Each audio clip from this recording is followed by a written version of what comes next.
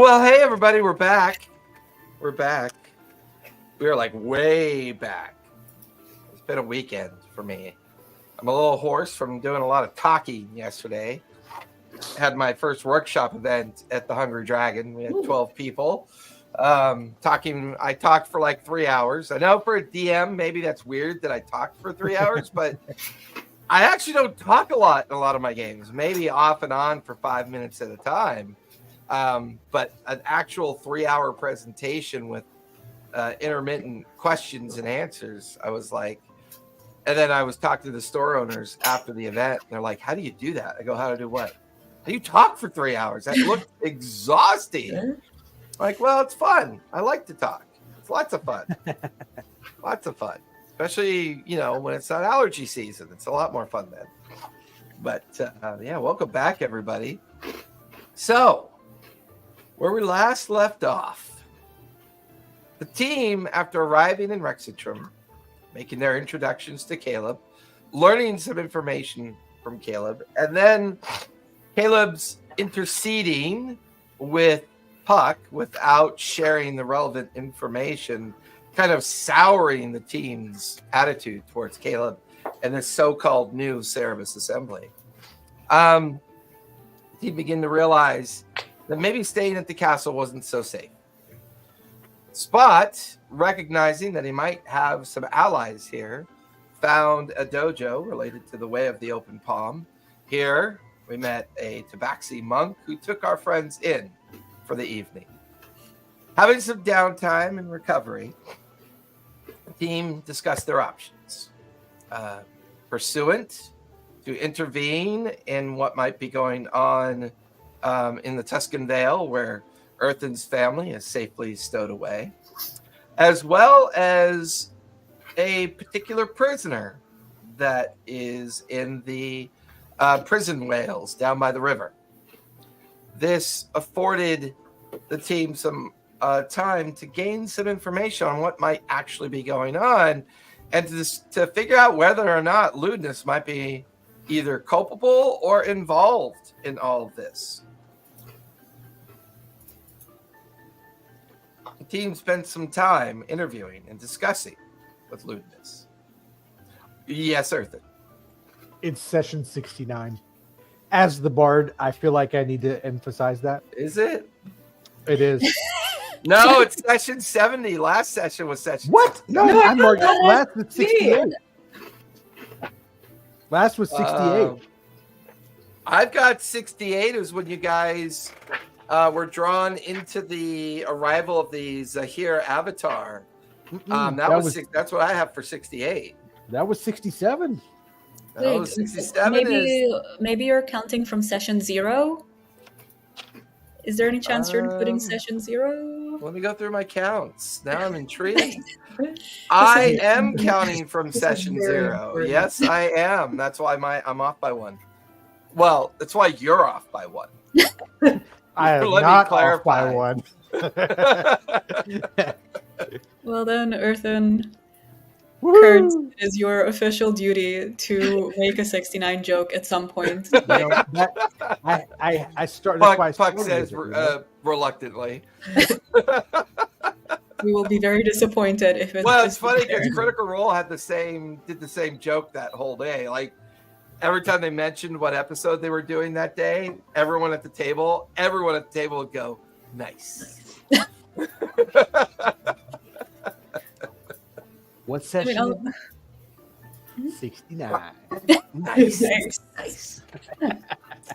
So also, these shrimp and grits are delicious. Just I hate you right now. I'm so jealous. The interview with Lewdness went rather oddly. 3 key things that the team picked up on. Somehow, Lewdness is practicing very minor magic, although he shouldn't be able to do that. He doesn't seem to be displaying any sense that he is involved with the direct activity of what's going on.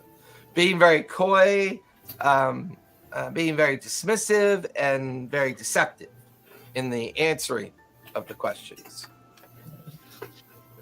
And of course, on the way out, whether or not Earthen has shared this yet, but as you guys exit the prison, make your way out into the commons area in front of the prison building structure, which is its own isolated structure that was specifically built to house Ludinus by himself. Better to keep him isolated, better to keep him contained from the outside world. You guys are now on the outskirts of the busy city, just outside the southern gates. It is, I believe it's afternoon, midday at this point. On day 2 or day 3 of your arrival in Rexentrum? 3, I think. Day 3, yes. It's the afternoon, day 3. You just had your interview with Ludinus. You guys are out front of the prison, gathered in the shade of a nearby grouping of trees. What would you guys like to do? So, just the obligatory reminder of our ticking clock. We do need to go save Earthen's family before nightfall. Don't I know that? Yeah, it's beginning to feel pretty pressing. Do I need to roll insight as to who that was that talked to me, or would I know who it was that You recognize his voice. Okay. I also had an idea that I just think is worth considering, which is Caleb. We've talked about a lot that he seems kind of unnaturally certain that Ludinus and his followers are not in existence, not doing anything, completely disempowered. Is it possible that he has a gist on, I cannot say that word, a gist on him, the way that the guard had, that would make him... Geese. I hate that word. You would know through normal previous discussions about what a geese is capable of, that if you're under a geese, you normally wouldn't be able to practice magic. Oh, okay. And that would be, and maybe to your point, maybe they did put him under a geese and they think he is still affected by it. But this is kind of subtle information, unfortunately, only Caleb knows. I would love to look into his, do an eye for an eye thing, look through his brain and see if there is something missing there, just because he's a suspicious fella and something is really not right in this place we're in. But also this would take a lot of time and we just don't have it. Well, do we want to talk to Caleb and see if he can teleport us to where Earthen's family is being kept? And then you would have a chance to talk to him. Do we want to do that, or do we want to bring the snake head here? You want to bring Mason here? Nope.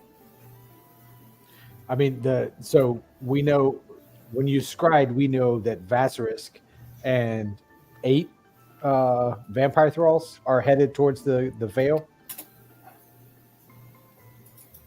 I pull out my wand, the wand of Gateway, and say, we could bring Vasarisk here right now. We could do that. Instead of bringing your family here where it's safe, we could bring the unsafe thing here and all of us could just deal with it here.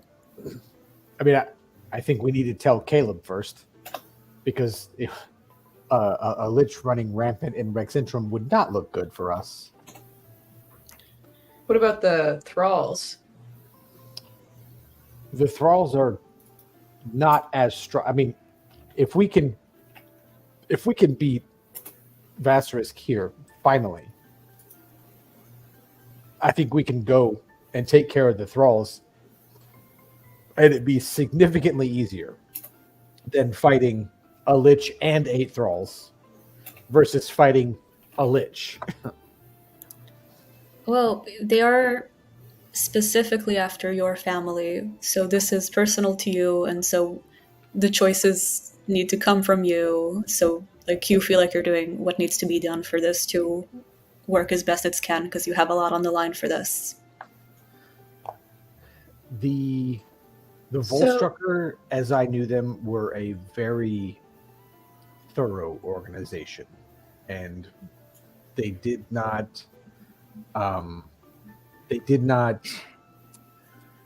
play around. I guess is the way to put that. And that's who I've thought I was hiding my family from all these years.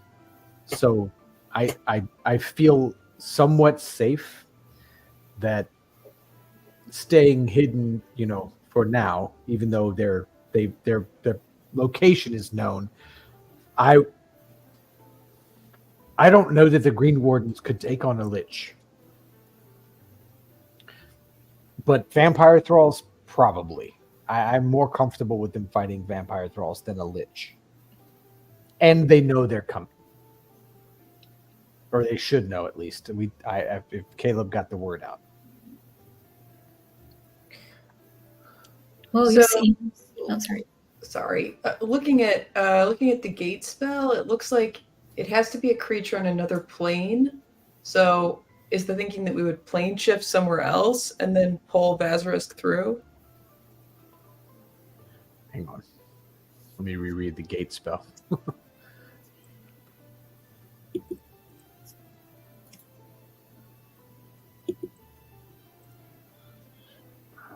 Dun, dun. I know. I forgot the special thing on Discord to be able to just. I remember it's exclamation point gate, but I forgot what the precursor. Oh, exclamation spell. That's space right. gate. Yeah.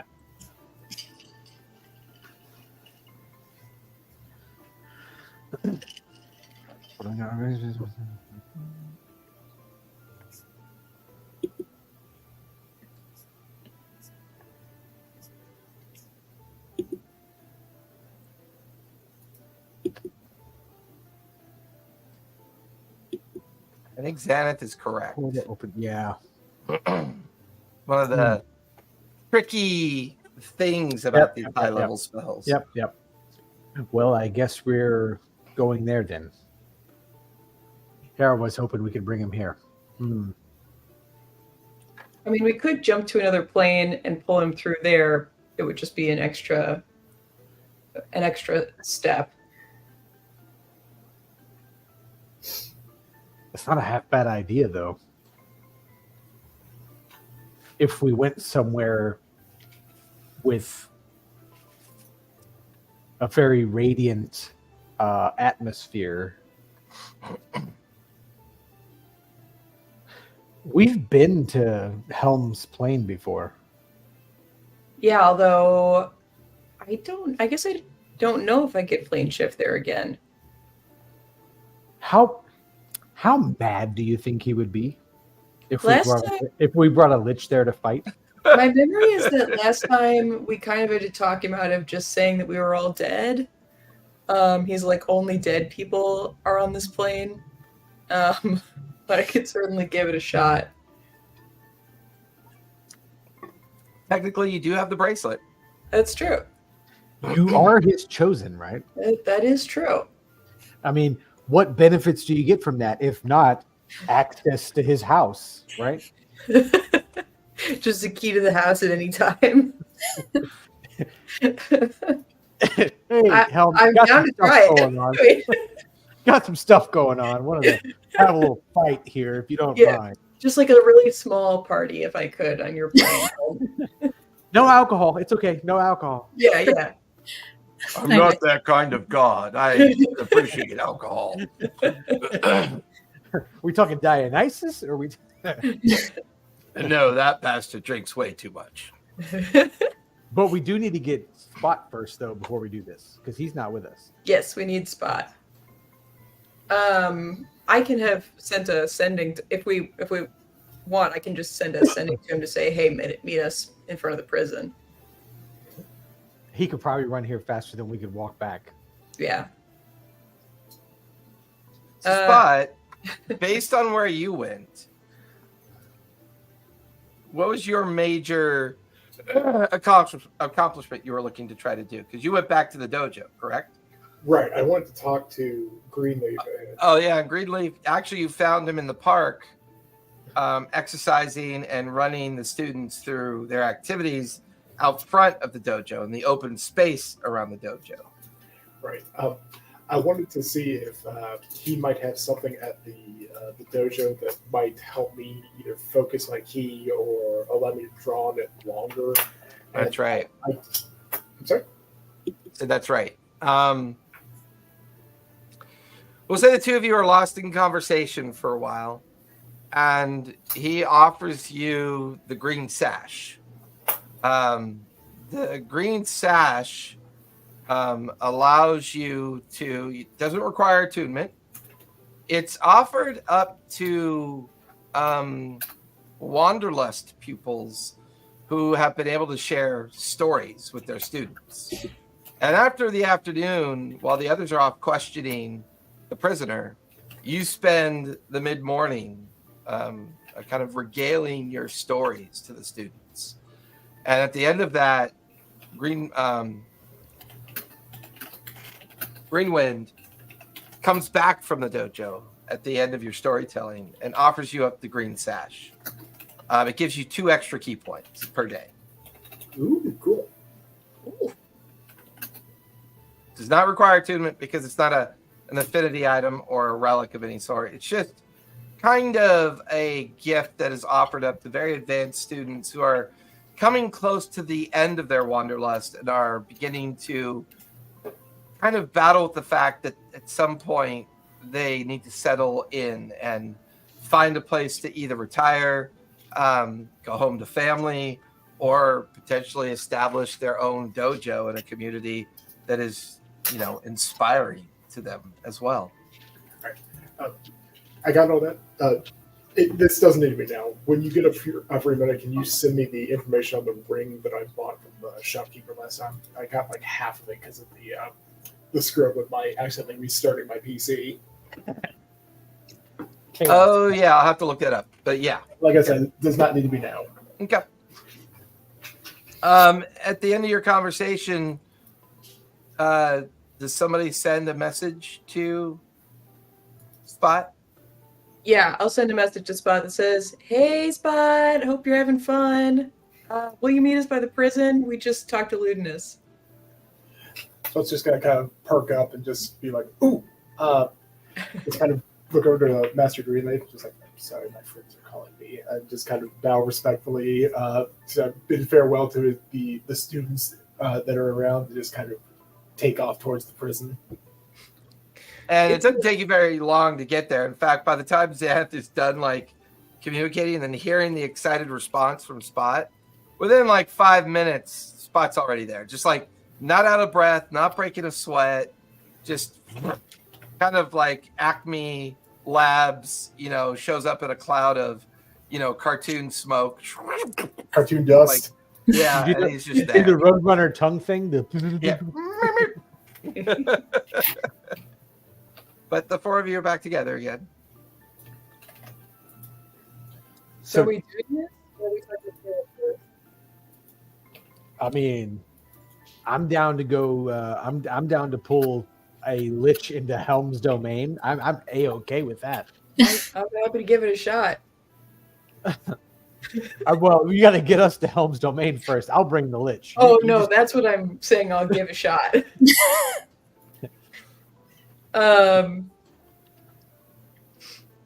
All right, we can I guess go around a corner somewhere where there aren't a bunch of people, and I will try to focus on my bracelet. Wait.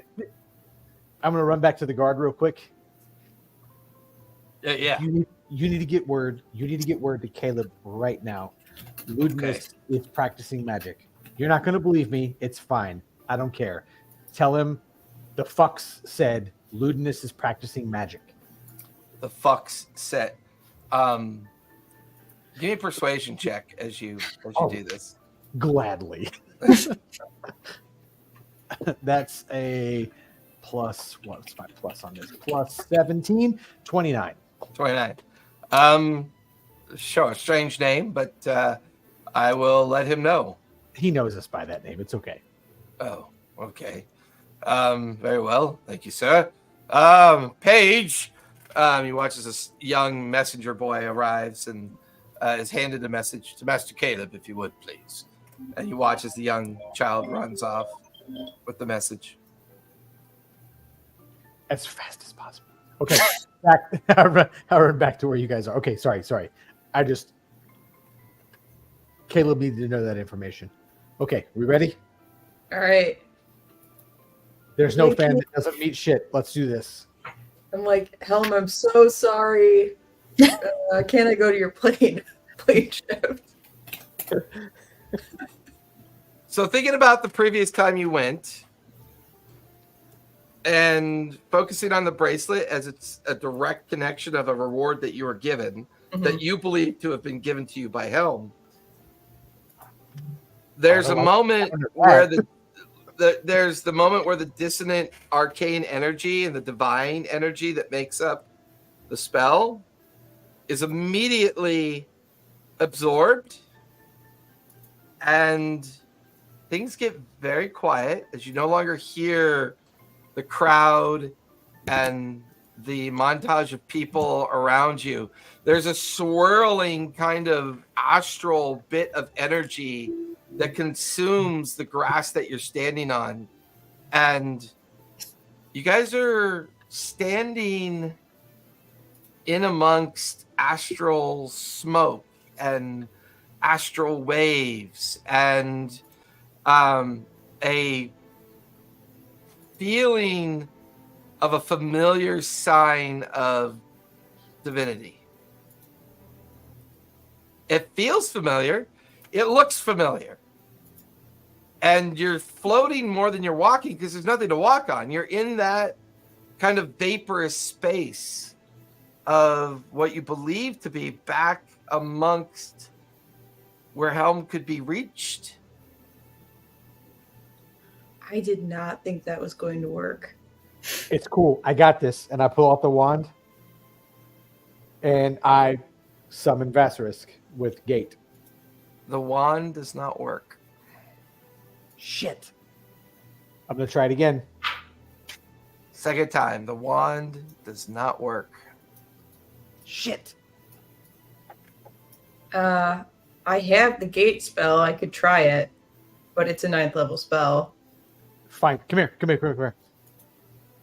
And I grab arms and I would grab arms and I cast plane shift to the veil. Your spell does not work. Uh-oh. Oh, shit. That's not good.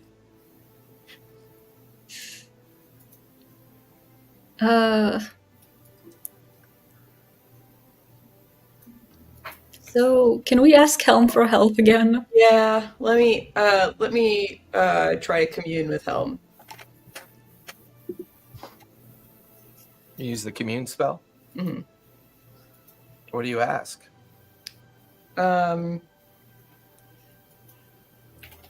I think it has. Does it have to be yes or no questions?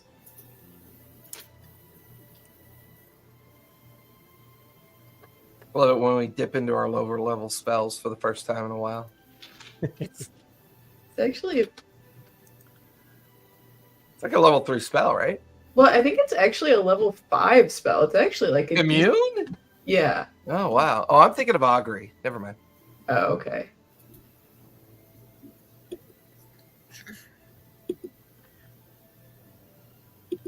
Shit. Maybe this was a bad idea. This may have been a bad idea. Wait, why can't I find commune now? You have the spell, though, right? Yes, I have it. Oh, here it is. Okay. Okay, so yes. That would really questions. We got all the way here. No way to talk to the gods. Piss the gods off, and we're Well, I do still have my that thing where you have to roll a percentile dice. I'll cast commune with Helm and say, Helm, we're trying to draw someone to this plane to fight them. Can we do that? You feel this cold, angry shiver up your back and a voice booming in your head only. Mm-hmm. I summon champions. This holy ground is not for you to choose. The impertinence of your choice is not welcome. So, Will you send us back? It wasn't my intent to offend. There's a warm silence. And then all of you feel the energy around you shift, and you're in the midst of a wooded vale, a large farmhouse with an attached blacksmith shop, and it's the dead of night. Ooh. Oh God. Uh-oh. Well, we lost our advantage. But we have this. This is session 69. So Yeah! what can go wrong?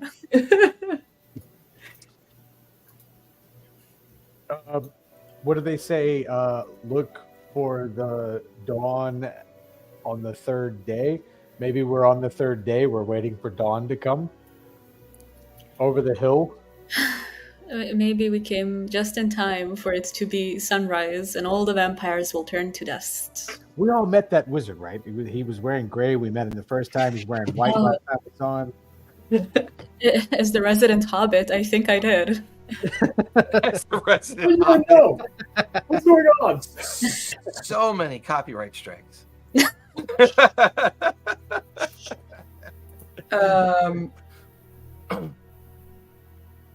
You hear birds in the background kind of chirp, and a group of crows lift off out of the darkness of the nearby farm field. There's a little bit of smoke coming from the blacksmith stack, but no sign of anybody. No one around. I'm going to use minor illusion to amplify my voice and call out, "Green Wardens, to me!" Or green blades. Green Blade, sorry. Hey, you know. I mean, green blades to me. The amplified voice echoes out from Earthen's voice, but when it hits 60 feet away from you, Earthen, it deafens to almost utter silence. Like there's some kind of barrier that it struck. I'm going to run into the house. Start heading towards the house? Yeah. Okay. The house is about 150 feet away. You start running towards it. There's strange, blotchy shadows on your peripheral. And those shadows begin to form red eyes. I need everyone to roll for initiative. please. No! Woo! Oh. Yes. Wow, my rolls.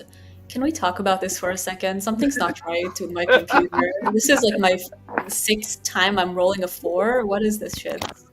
This is a 7, by the way, with my +3. But still, this is just, I don't know.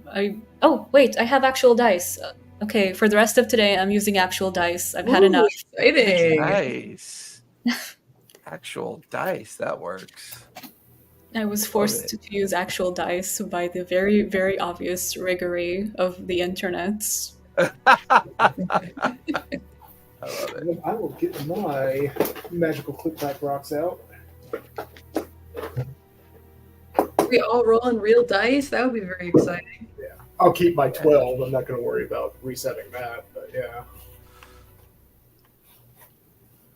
All right, what do we got? Hey, wait a minute. Where'd my file go? There it is. Oh, you know what? I'm really going to fuck with you guys tonight. Have you not fucked with us enough? Ooh. It is nighttime. Ooh, that's cool. Yeah.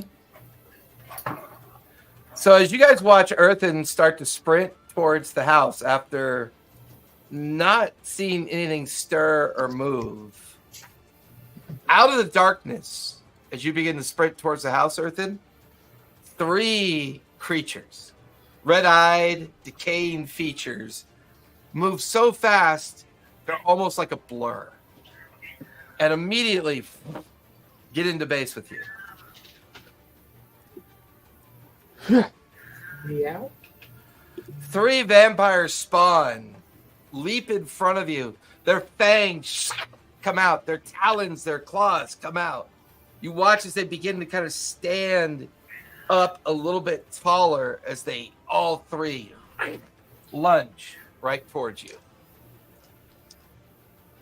There's going to be 6 attacks coming at you. Yep.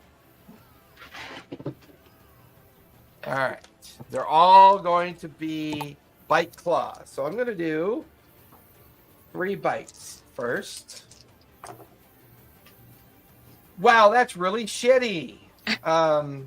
That's a 14, a 16, and a 25. 25 hits. Okay.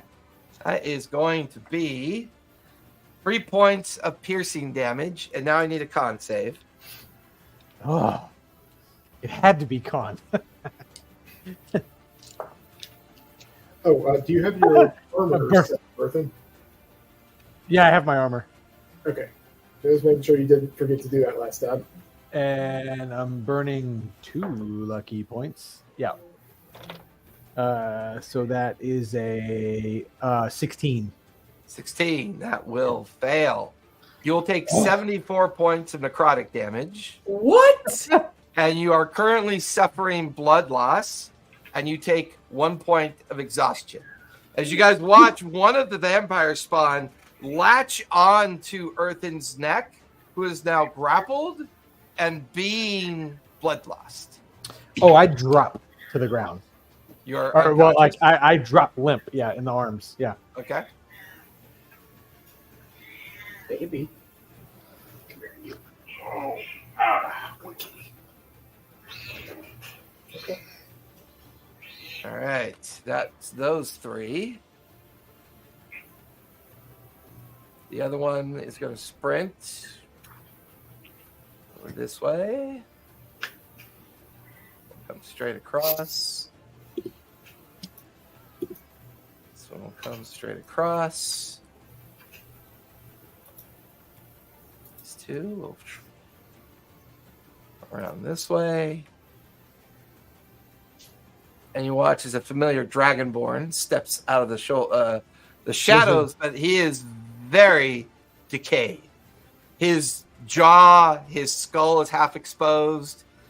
His chest cavity is exposed. You can see his black heart pumping, like kind of with a strange kind of rhythm. You can see one glowing green eye, while the other eye is like a diminished blue eye. You can just hear that guttural kind of undead laughter emanating from him.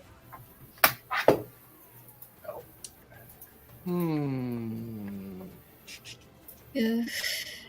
Puck, make a con save, please. Why me? Wait, okay, I just need to remind of one thing that is very, very, very important, which is I received the circlet of protection from necrotic damage. Which does? Actually, do you mind looking through this? I assumed it would just protect me from It makes you resistant to necrotic damage. So even if you fail a save and take necrotic damage, you still have. If you save, you take half of half. Okay, that's less bad. Constitution? Con save, please. Mhm. Oh, wait. No, wait. I was going to do it with my real dice, so this doesn't count. That's fine. I'm with you, Puck. I'm with you. This is big time encounter tonight, so I'm with you. Yes, it is. Okay, it's 13, which is better than what the other one was, which was 11. Sure. It's like you look up to see this decayed dragonborn step out of the shadow. It looks at his spawn feeding on Earthen's body. He's already got that look on his face like maybe Earthen's already dead. His smile coils up past a skull-like feature, and is like you could see like insects crawling across his flesh, down his flesh, and he just looks at you. Die. How many hit points do you have, Puck? I don't like this question. Can I not say? How many hit points do you have, Puck? 136. Oh, Why? I'm sure what you had. You guessed good, young Padawan. You feel the beam of energy as he says kill. The green energy slams into your chest. You hold your breath for a moment, and then you see the angry look on Basilisk's face. Yeah, I thought you were already wounded. Had you had only 99 hit points, you would be dead right now. Oh, fun. And not even just half dead, fully dead. That's fun. As he fails to stick power word kill on you. All right, that is their surprise round. Earthen, give me a death save, please. Okay. With Zenith on deck. That's 12. That's a success. Saved. That's one success. Zenith, you are up with Spot on deck. Oh, I'm sorry. You are up with the bad guys on deck. All right. I am going to, first as an action, throw out my Twilight Sanctuary, which is the Channel Divinity feature. Nice. And what's the area of effect? The area of effect, it has a 30-foot radius. Okay. So I think Earthen is in that, but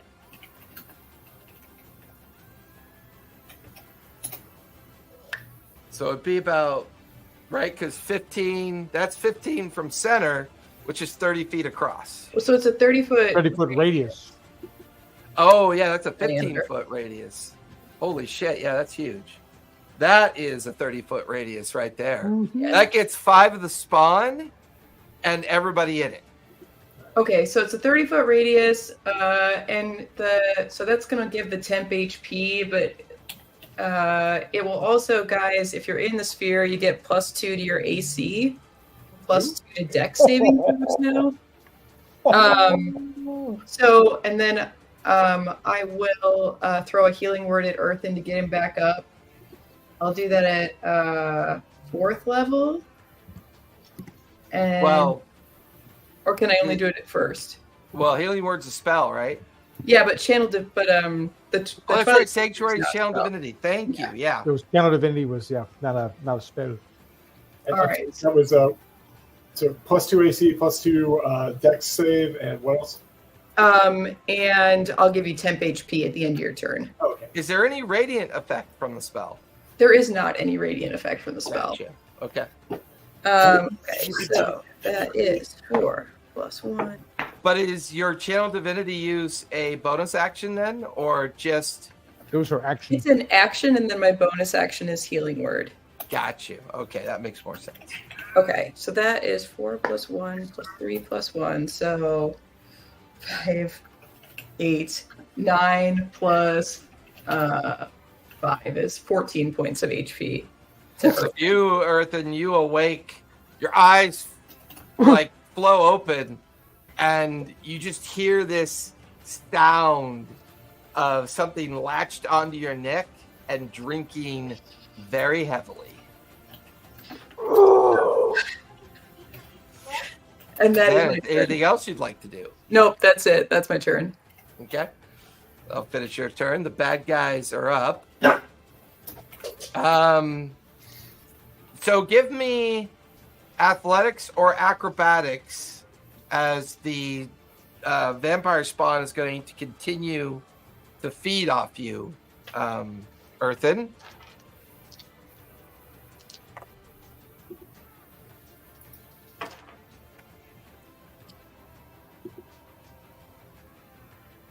You're mute. Burned another lucky point. That's a we get +2 on Dex. So that's a 16. 16, not enough to beat my 19. As he continues to stay latched onto your neck, you feel claws begin to try to dig into you. That is a 21 and a 15. I'm going to use, where'd it go? Hang on. Cutting words. When a creature makes an attack roll, ability check, damage roll. I can use a bardic inspiration, roll the die, and subtract for that Roll, 21. yeah. So whatever I roll is going to drop it because 21 is my AC with the plus 2. Gotcha. So anything I roll drops it. So yeah. You can just hear like it's trying to claw into you while it bites into your neck. Unfortunately, it's still in your neck. Take 12 points of blood loss damage, if you would, please.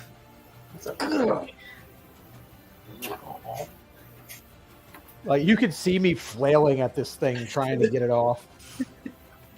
Tiny baby is such a big bird. This one is going to sprint towards Buck. This one's going to sprint towards Zenith. This one's going to come towards Spot. This one's going to come towards Zenith. Let's see. Ooh, yeah. Basaric is going to begin to go towards the house. And he'll command one of his spawn to come with him. And then these two spawn are going to disappear into the orchard. All right. Puck, you have a bite and a claw coming at you. Do the bite. That is a 15. I believe that's going to miss. That's a natural 20 for the claw. That is going to be 8 points of slashing damage. I need you to make a con save. 16. 16. That'll fail. You're now considered diseased. You have 1 point of exhaustion, and your strength drops to 0. It's not such a difference from where I was before, actually.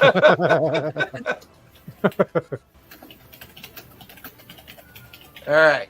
Spot, you have a bite and a claw coming at you. Okay. The bite is a 21. Nope. And the claw is a 25. The 25 hits. Okay. That will be 7 points of slashing damage. I need you to make a con save, unless you're immune to disease. I can't remember at this I am level. immune to disease. You are not affected by the claw. Claw. Zenith, 2 bites and 2 claws coming at you. We'll do the bites first. One is a 15, and the other one is a 25. 25 will hit. Okay. That is 4 points of piercing damage. All I right. need you to make a con save. Okay. It's a 10. And you feel the fangs deep into your neck. You can feel the blood being pulsed and pulled out of your body as you take 68 points of necrotic damage. All right. Is Sanctuary concentration at all or duration? No, it's just duration. Good to know. And then 2 claw attacks. That is a 17 and a 27. 27 will hit. Has 3 points of slashing damage, which is minimum. And I need another con save, please. You got it. Oh, that's a 19. That's the save. 19. Okay. You manage, as you feel the diseased rot try to take hold on you, you just quickly run your hand across the wound and kind of sloughing off the rot and disease that was trying to get into your arm as you resist the disease effect. Okay. All right. That'll finish their turn. Spot, you are up with Puck on deck. All right. God, what? I had an idea, but I don't think I'm gonna be able to do it. How close is Earth to me? I can't quite see him in there. 15, 20. I've seen him in the background. Never mind. Yeah, All right. he's back there about 30 feet. like right over here. All right. I don't think I'm going to be able to get to him without just triggering like 9 attacks of opportunity. So I'm going to go for the one that's kind of on my right. That one, the one that you're highlighting now. I'm just going to try to do an attack with my Kraken's Revenge. Okay, go for it. That's a 13. 13. You like it's the creature's there. It sees your attack coming toward it, and it blurs. Like it vibrates and blurs, and you just find empty air where he was standing. All right. For my second attack, I guess I'll just try to do an unarmed strike at where it was. Okay. I'm going to try to get him again. So with just my claws. Go for it. That is a... Is that right? Yeah, it's a 15. 15 will miss. Your claw coming at it once again blurs, and you're unable to find flesh and bone. All right, well, I guess we're going to keep going on this. So I guess I'll use my bonus action to do, if I can get in there, God, it seems long. My flurry of blows, so I'll mark off a key point in a minute here, but I'm going to try to hit him with 2 unarmed strikes. Go for it. The first one. Oh, finally, 24. 24 will definitely hit. Roll damage. Okay, and these count as magical, so remember They that. do. All right. Oh, okay. So 4 plus 8 d8. So where's the d8? All right, I got 29 damage on that. Nice. You watch as your claws burn through flesh and bone, and it sears at the wound, and they kind of recoil from your strike. So I know it's like a rotting corpse, but is it looking like particularly bad after that, or? It's hard to tell. All right. I mean, the wound is pretty severe, but it seems to still be in the fight. All right. So that was my first attack on that. I'm out of practice on this. So for the second one from the flurry of blows, what do we got? Ooh, that's a nice one. That is a 25. That'll hit. Roll for damage. All right.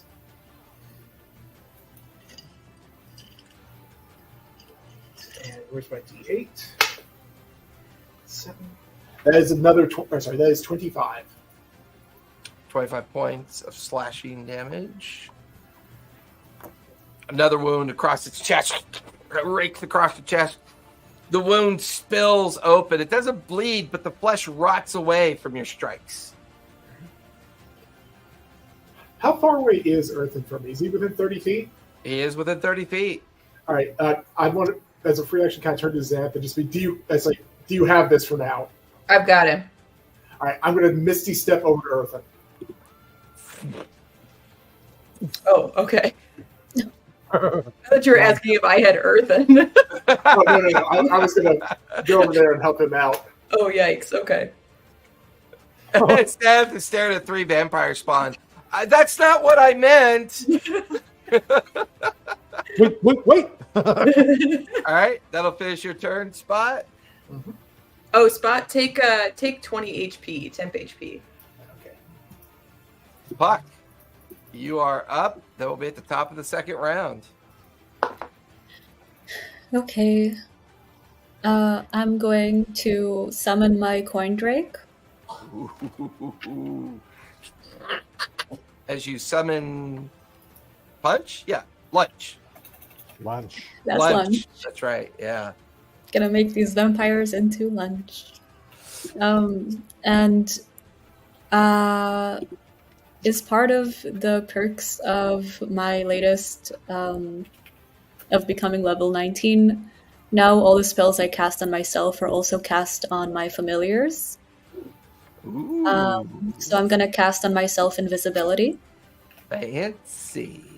And so the 2 of us should be invisible now, which will hopefully not allow an attack of opportunity as we fly up as my movement. So you go invisible with Lunch, and Yeah. the 2 of you fly directly up. How high do you fly up? Far enough that nothing will hopefully be able to be launched at us. Gotcha. and we're also invisible, which will hopefully make it pretty hard to attack us for the moment. Put you about 25 feet up in the air.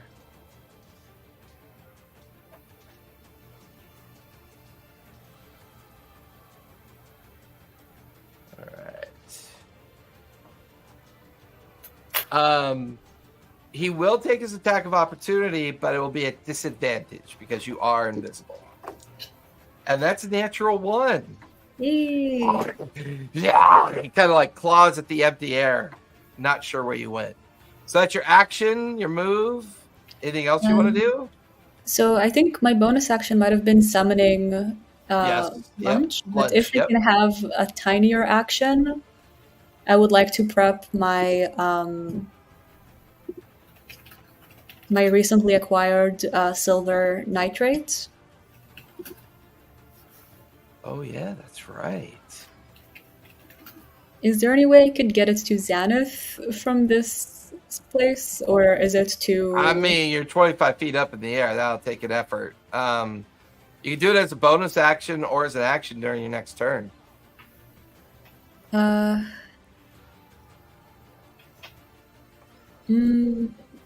Okay, I'll just prep it for now alongside some arrows. All right. That'll finish your turn. Top of the second round. Earthen, are you still conscious? I am now. Okay. Take a 22 temp HP, Puck, because I think you're still in the circle at the end of your turn. Oh, thanks. Yeah, she's at 25 feet. Nice. So not 30. So yeah, that keeps her within the effect. And from your position, Earthen, the creature's still latched onto your neck, but you notice that Spot is now alongside you as well.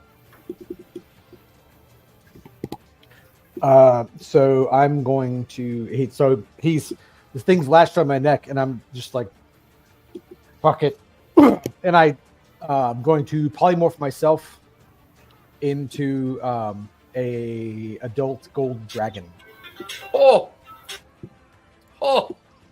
yes! You let me play with some of the funnest. So I'm like, fuck, yeah, and adult gold dragon because they are lawful good. So as Earthen disappears, is the little vampire spawn just still hanging on my neck now? Just way we'll get to that in a moment. So in front of you, Spot, you watch as Earthen morphs into a massive gold dragon. The spawn, not prepared for this to happen, doesn't let go, but is also holding kind of barely on to the form. And without judging it correctly, Earthen's transformation shreds the spawn. Like, its fang breaks apart, its jaw splits open, its backbone torn away, and the kind of like destroyed body of the spawn tumbles in clumps to the ground.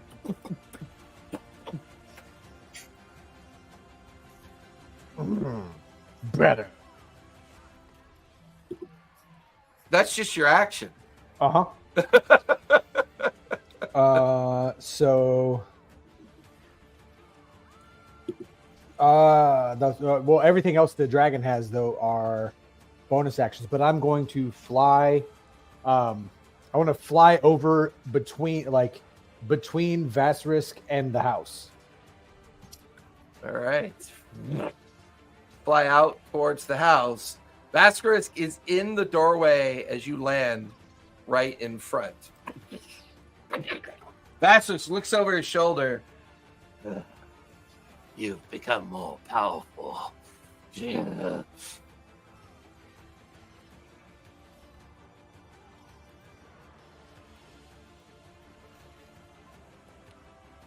that end your turn, Earthen? Yeah, that's it. That's all I got. Okay. Xanath, you are up with the bad guys on deck. Okay. I am going to I'm going to cast Aura of Life. This is another spell with a 30-foot radius, and until the spell ends, each non-hostile creature has resistance to necrotic damage, and its hit point maximum can't be reduced. And if they are knocked down to 0 points, they'll go back up to 1 at the beginning of their turn. Nice. So you center it again to affect the three of you, watching the massive gold dragon like fly towards the house. Is this concentration this time? This is concentration this time. Okay. And I am going to... I'm going to attempt to fly up like 10 feet or 15 feet. They'll trigger 2 attacks of opportunity when you do that. Yeah, but otherwise I think I'm going to be attacked by 4 people. It's possible. You know what? Can I, instead of doing Aura of Life, can I do Turn Undead? Absolutely. Okay. These are pretty high-level creatures. I love Turn Undead. I love cleric shit.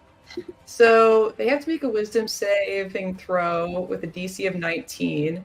If they fail, they have to basically run away for 1 minute or until they take damage, and they can't make attacks. Correct. If they are, let's see, if they are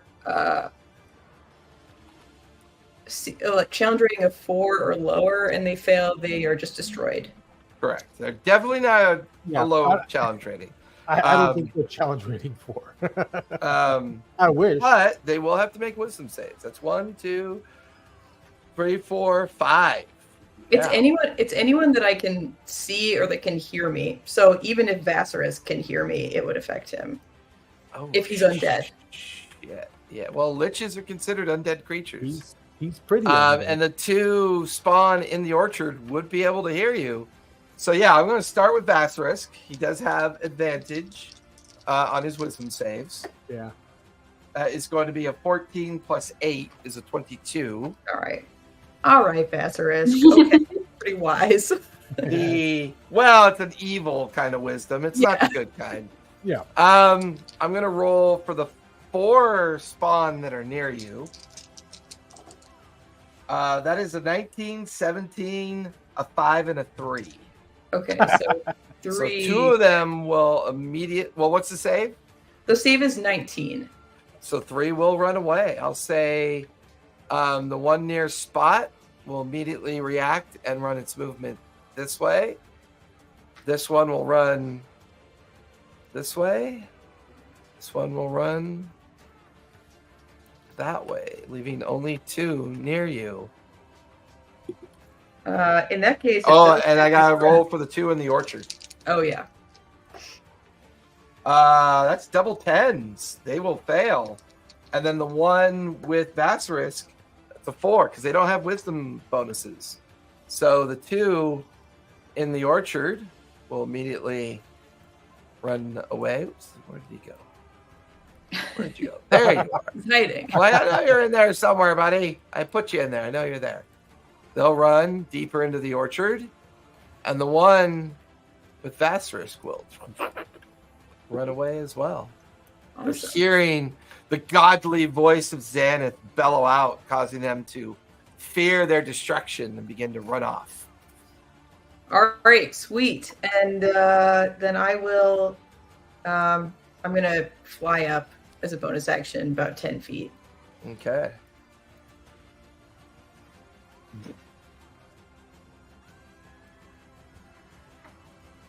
That's my turn. Finish your turn. I'm going to use a legendary action now. You can only use legendary actions at the end of your enemy's turn. Oh, end of enemy's turn. Okay. Yeah, unfortunately.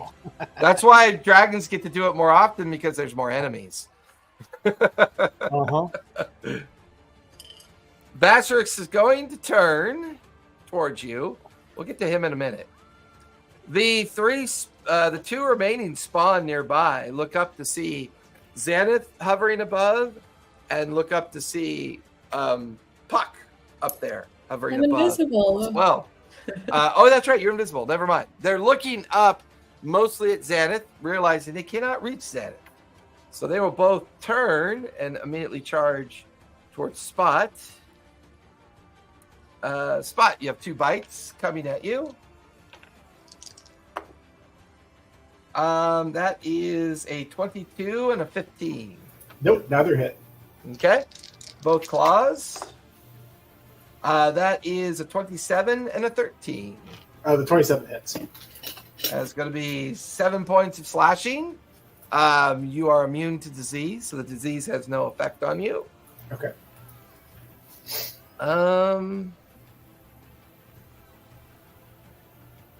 He's just going to continue to run because he under the effect for up to a minute. The others are all running away. However, Vassarisk is going to look up at this gold dragon. Two can play at that game. And you watch as a massive red dragon forms in front of you. Dragon fight. Kaiju battle. Yeah. No. And immediately goes to wing, flies up. Come back here. Where'd you go? I think he went underground. Oh. Where'd you Does go? that mean we win? No, it just means my computer didn't do it right. Load it It's up. Gotta do it It's actually a again. giant. It's actually a giant a mole dragon. He'll fly up above the house, look down towards you, and he will immediately open up his mouth. As a massive gout of flame comes down towards you, strikes this long gout of flame into you, strikes down towards Puck, Xanath, and everybody in the circle, including the spawn. The spawn are instantly vaporized from the fire. Everybody else, I need dex saves, please. Okay. Yep. +2 if you're in the dome. Which would be Puck, Lunch, Xanath, and Spot. Although I don't think Spot needs it as much as everybody else. Mine was a 28. Yes, I'll definitely save. Puck? I get it. Dex save. I love the sound of rail dice. I don't like this dice anymore. It's a 12. It was a plus 12. 9. This is ridiculous. Roll for Lunch as well, if you would, please. Better.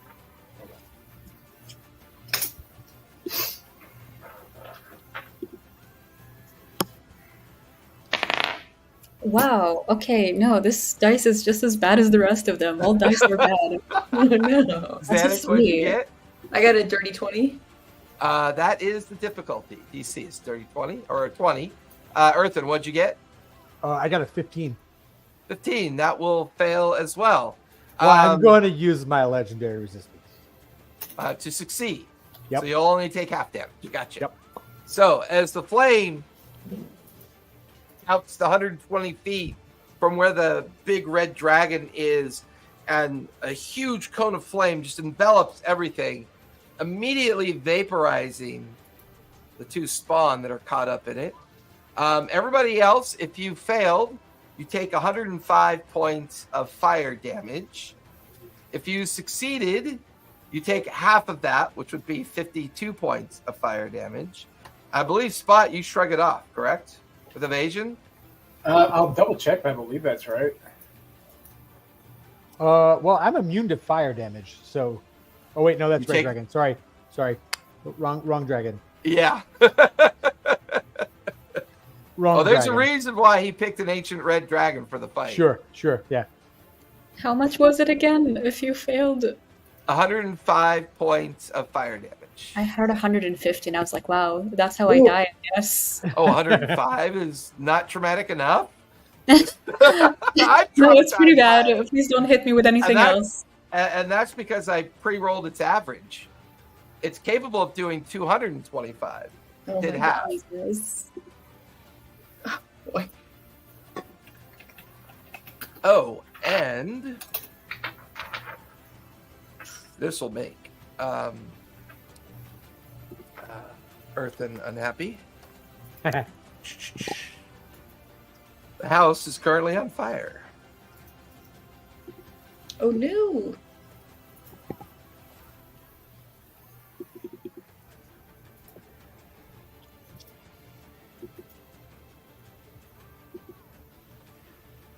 Oh my god, you just gotta love Tailspire, man. It's such a good job. All right. House is on fire. Those two, all the other spawn are running because of Xanath's effect.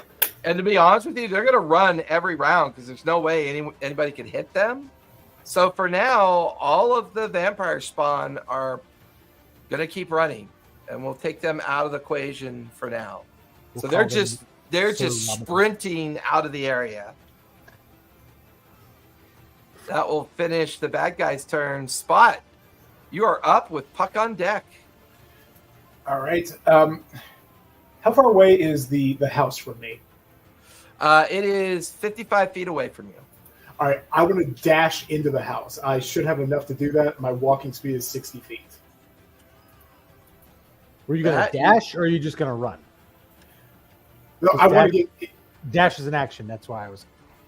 Well, I'm trying to get inside. What's your normal movement? 60. Okay. So your normal movement gets you into the doorway. Okay.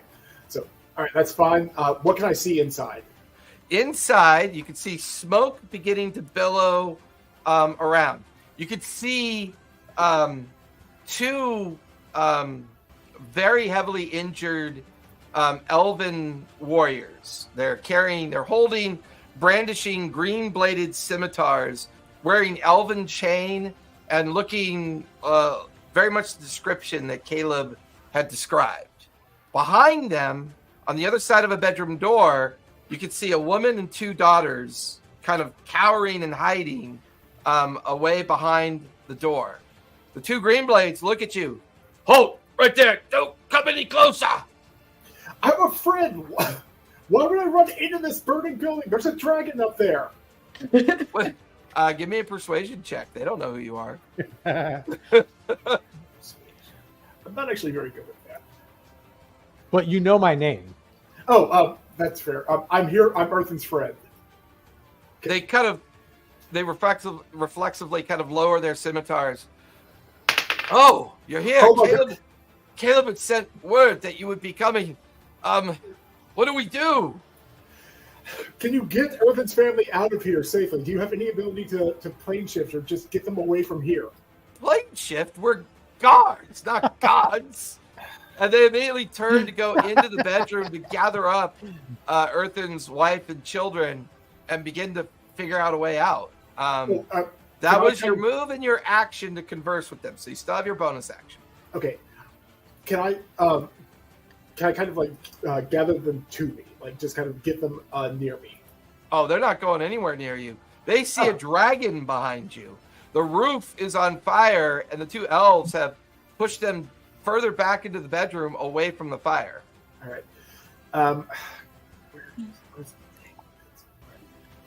I just want to kind of brandish my belt of the Wanderer. It's like, this can get you into the ethereal plane. Take it! One of the elves comes up to you. How does it work? Just attuned. I don't actually think that's an attunable item. I don't think it is. It's like, all you have to do is focus. If you can do this 3 times a day, I've not used this. Just take it, get you, your buddy, and Earthen's family out of here. They look a little confused, a little unsure, but they take the belt from you. That'll finish your turn. Puck, you and Lunch are up. Then we'll be at the top of the 3rd round. Question real quick. Was I able to use a legendary action between him flying yes, up? after, Okay. yeah. At the end of Basilisk's turn, you can use a legendary action. Okay, sorry. I know we're about a turn behind that now, but okay, I want to do a wing attack against him. Okay. Strength save? Let's see, 22 dexterity save. Ooh, dex save. That is an 18 plus 14 is a 32. Okay. So he's going to take half damage. I had to dump all my dice bag out so I can find all my D60. That's a lot of hits. Oh, wait. No, I'm sorry. I read that wrong. 2d6 plus 8. Yeah, read that wrong. Never mind. So that's 13 damage. 14, so he'll take Half it. No, yeah. Yep. You call that wing damage? The big red dragon's head like leans backward, and you watch at the end of your legendary action, his wings begin to. Give me a strength save, if you would, please, Earthen. Got it. Check what that value is. Strength. Oh, where might I go? Ooh, I've got to roll his concentration. That's an 18. That'll succeed. That will fail. You'll take 28 points of bludgeoning damage from the wings. You need to roll a 14 or higher to maintain concentration. Yep. I rolled a 10. That's a nat 20 for me. Okay. Hey. So we're both still dragons, which will then allow Spot to wrap up what he just did, which now makes it Puck's turn, and then we'll be at the top of the third round. Puck, what you doing? Okay. I'm going to summon a water elemental. Ooh. And before that, I would like to move closer to the dragon. Okay. And hopefully still be invisible and so not detected. Because you're familiar with lunch, you do know that dragons have the ability to see invisible Oh, shoot. objects and people. Just my luck. Okay, so not too close, maybe. And you summon your water elemental.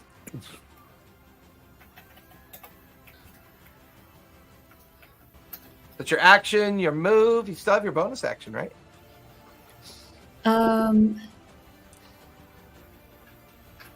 As my bonus action,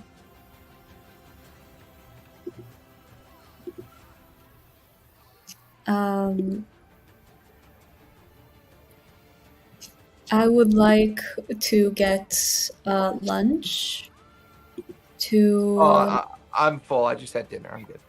Yeah.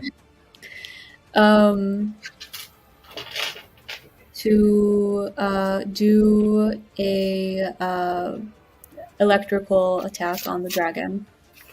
Lightning Lightning. strike. Yeah. Okay, what's Lunch's range on that? I guess 15 feet is too far, isn't it? Yeah, you stayed about 50 feet away. Okay, so instead of that, I would like to use the vantage point to look around and see what seems to be the area we're in and what might be the safest way to get away from it. Right now it feels like you're tucked away inside of a valley. Give me a perception check as you start to spend a little bit more time examining the nearby scenery and everything around you.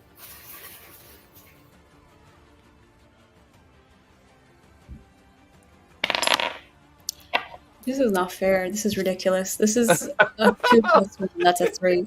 These dice, they have it out Yeah, for with me. the smoke, and the fighting, and the darkened haze around, you know you're in some kind of valley, but there's no discernible way out of here other than flying directly out of here, maybe. Nor is there any other visible threats either. Right now, Earthen and Vasilisk's dragon forms have kind of taken up the edge of this part of the farmland that you're on. There's the blacksmith building to your left, but other than that, everything around you is just farmland for like all the way around. And then maybe at the edge of your vision, you can see the beginning of a small town, and that might be the Tuscan Vale town. I'll finish your turn. Yes. Okay. Top of the round, top of the third round.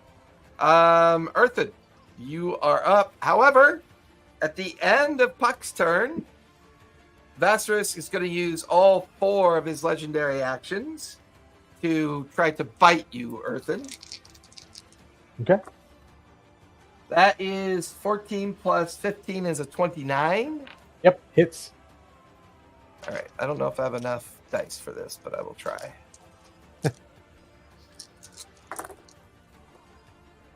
Ooh. That is going to be 31 points of piercing damage. Okay. I need 15 or higher on your con save. How about an 18? That'll do it. You're still a dragon. Straight 18. No bonus. Nice. Yeah. Nice. All right. Top of the round. Earthen, you are up with Xanath on deck. Okay. I'm going to let's see. I'm going to fly up at him. So we're like face to face. And then as I'm reading this, I can use Frightful Presence, which then lets me do my multi-attack of Bite, Claw, Tail. Because you are a dragon, you get the feeling that this, while you're, I think, an adult dragon, correct? Is what you turned into? Yeah, adult, yeah. He's turned into an ancient. Right. You get the feeling he's probably immune to the condition. Okay, then I'm going to Bite, Claw, and Tail with my Go for it. multi-attack. Yeah. Yep. So that's, I'm just going to roll 3 d20s at the same time. Oh my god, it looks so badass. Yikes, that's not great. So what's my to hit? Sorry. That's 4. Okay, so that's a 19, 22, and a 26. Sorry. 19, 22, and a 26. Yes. 26 will hit. Okay. And that's the bite 2d10. Where's my 10? There's 1. There's 2. And that is 9 plus 8 plus 4 plus 8. So it's 12 plus 17. 31 points of piercing damage. Yep. He will have to make a 15 or higher con save. That is a 14 plus 8 is a 22. Woo. All right. What's the total? 31 points of damage? Yeah, 31 points of piercing. Okay. Anything else you'd like to do? That is it for now. Okay. Xanath, the dragon fight above the house is unfolding. The gold dragon biting, slashing, tail whipping. The other red dragon biting down into Earthen. That battle seems to be playing out. Meanwhile, you lose track of all the demon or all the vampire spawn because they are continuing to run. What would you like to do? You're up with the bad guy on deck. All right. Well, no one is in my circle anymore. I would heal Puck, but I cannot see her. Yeah, she's invisible. That's right. And Earth is a dragon. I can't see Spot. So I can't really heal anyone. So what I'm going to do instead is I'm going to try and fly up so I've got some cover behind that tree. And I'm going to try and drop a moonbeam on the dragon. Ooh, I love it. Hells to the hells, yeah. And I will try to moonbeam him at 6th level. Ooh. So he has to make a con save of 24. He's probably got pretty good con, I would think, as a dragon. Oh, I don't know. DC 24 is still badass. But yeah, he's got a good con save as a dragon. Not that good. Oh. But he is going to burn a legendary resistance to pass, so he'll take half damage. Okay, all right, that's fine. So let me roll 6. I'll just roll it in the app.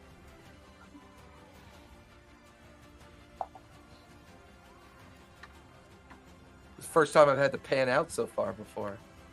Like an epic scale of everything to this point.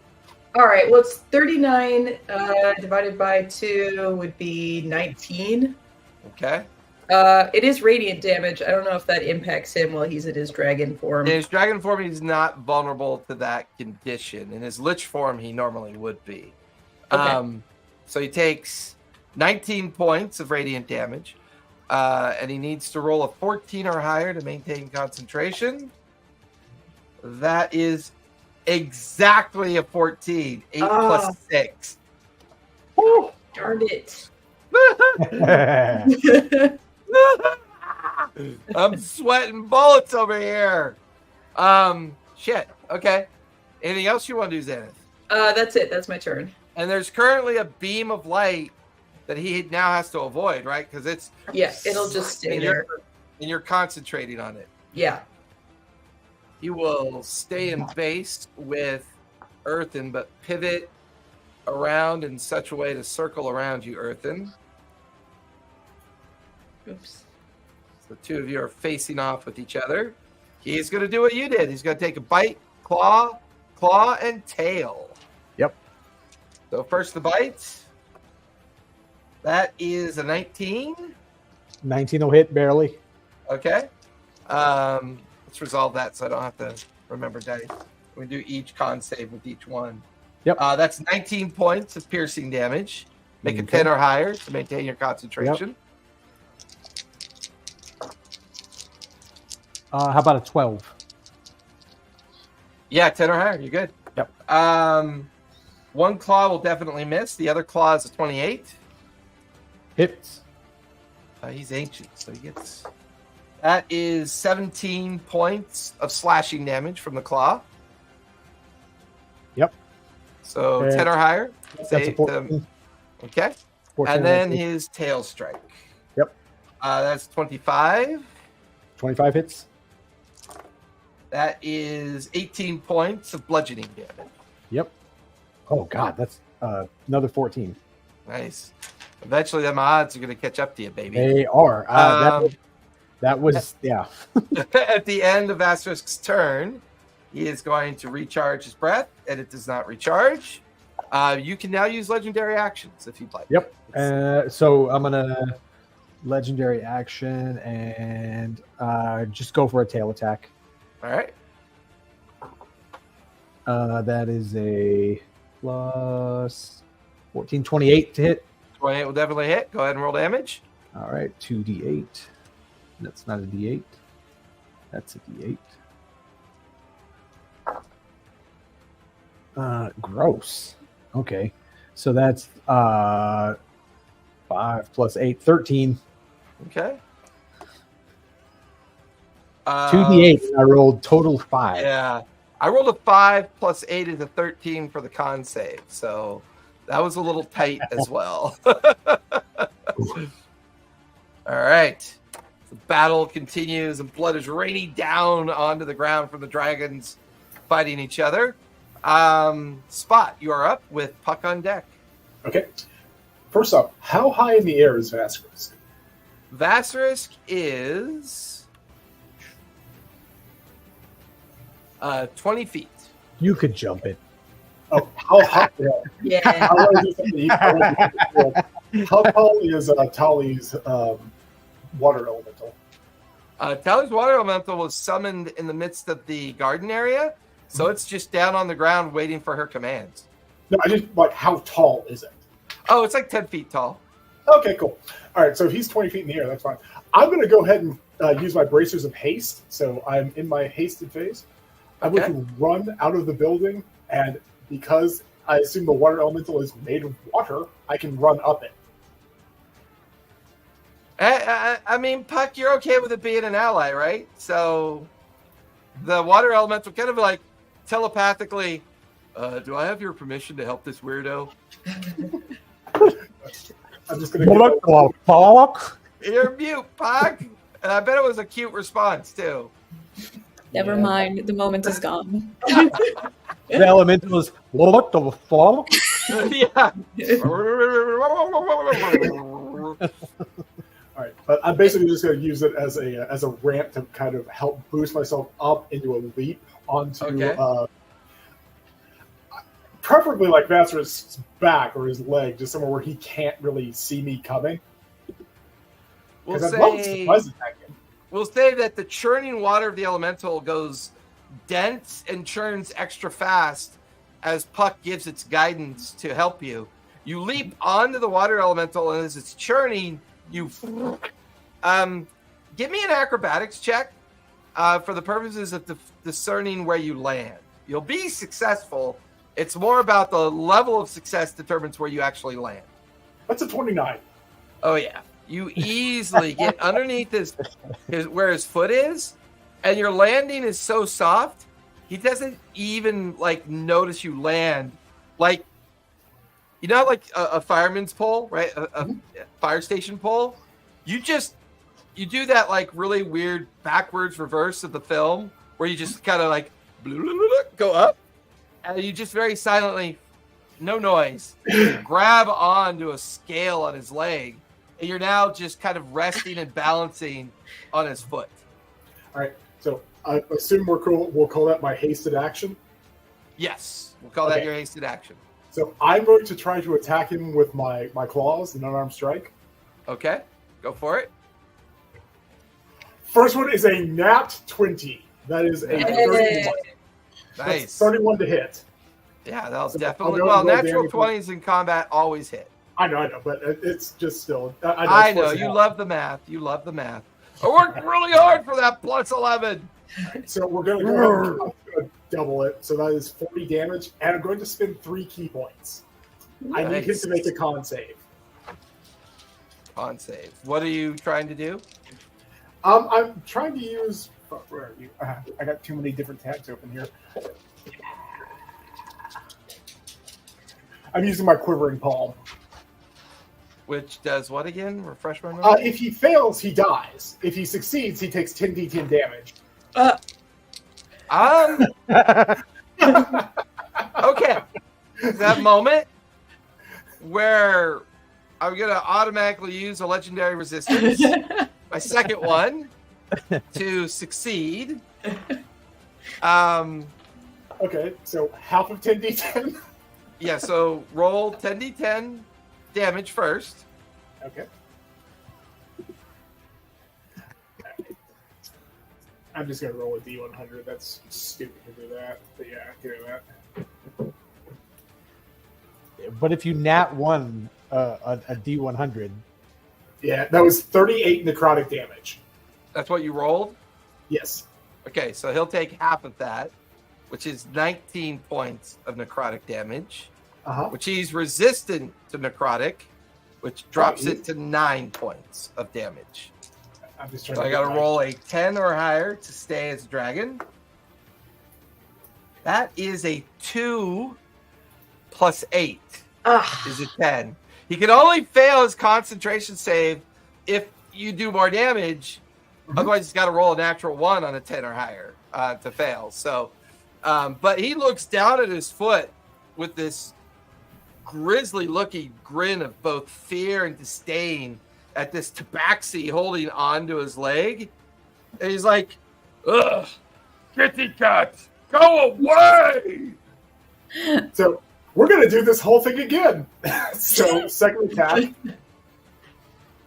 That is a 30 to hit.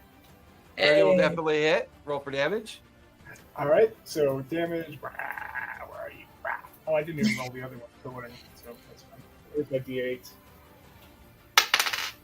That is 26 damage, and we're gonna do the exact same thing because there is not a thing that says I can't. So how many key does it cost you to use quivering 3. palm? 3. So that's 6 key are gone now. Yeah, I used 7 Oh, that's 7 point. I'm marking up because he used one. He used one first round. Oh, yeah, that's right. I've got that. I had Action. the 2 extra, so we're fine. But yeah, I'm aware. He's gonna burn his 3rd legendary resistance. Yes. Roll for damage. And he'll take half. All right.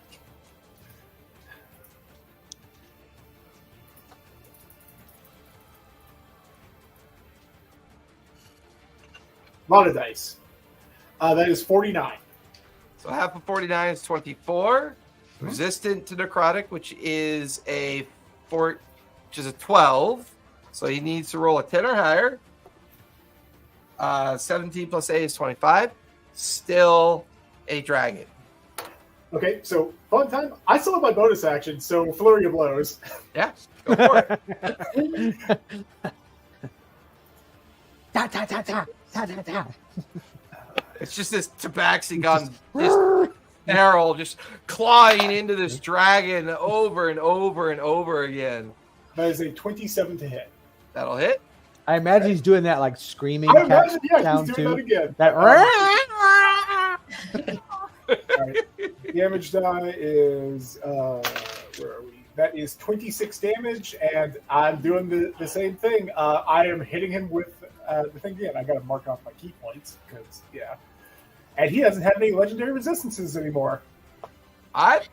Quivering palm sounds terrified. It's great. Hold on. I rarely do this, but before he burns his final legendary resistance,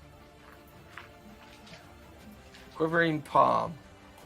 When you hit with an unarmed strike, you could spend 3 key points to start harmless vibrations in the target, which lasts for 18 days. Yep. As an action, you can end the vibrations, and the creature must make a con saving throw. Oh, it's an action to do it. I'm DC sorry. 19.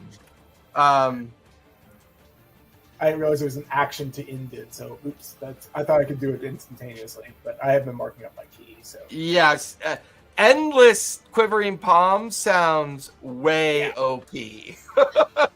so all Don't right. monk shit. It was an action to do that. So, all right. So, So, in other words, your first strike was Quivering Palm, yeah.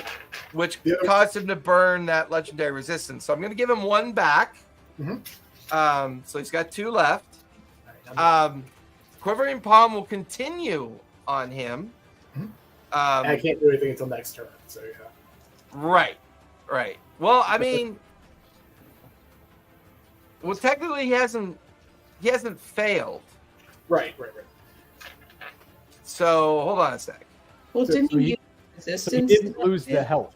Yeah, he hasn't lost any health. So I've hit him with those. He used the resistance, Right. but not outside of the actual physical damage. He didn't get Right. the necro damage. So right now he's got 3 legendary resistance left. He hasn't used any of his health, but he's currently under the effect of the Quivering Palm. Correct. So during your next turn, as an action, Yes. which could be a hasted action, you would stop the Quivering Palm, and then he'd have to make his con save. Yep. So Okay. that's a cool. nice confusing one. So apologies there, but yeah. No, It's it's all good. Monks are so OP. They're not. I'm quite like, there's no fucking way that you're gonna do almost 600 points of damage in a single round. Ain't gonna happen. Ain't gonna It could happen. happen. Okay. So All right. I've got my key reset and all that, so Okay. we should be fine there. I'm just gonna kind of. I'm on his foot, right? Yeah, you're holding onto his leg that's now covered in blood. You're standing on the foot, holding onto a big dragon scale and bit of hide that's peeled away, and you're like, Okay. you can feel that his wings are flapping and it's jostling you around. But yeah, you're on his foot. Okay. How much movement would you say I used to get up there? Total. Because the elemental help boost me. I would say about 50 feet coming out of the building, off the elemental, and then kind of leaping up onto the foot. Let's say use about 50 feet of your movement. All right, so that means because I am in haste, I get 60 feet, or sorry, twice my movement. So I want to skitter around to like the small of his back. All right. Just give me acrobatics to make sure you can get to the area. 22.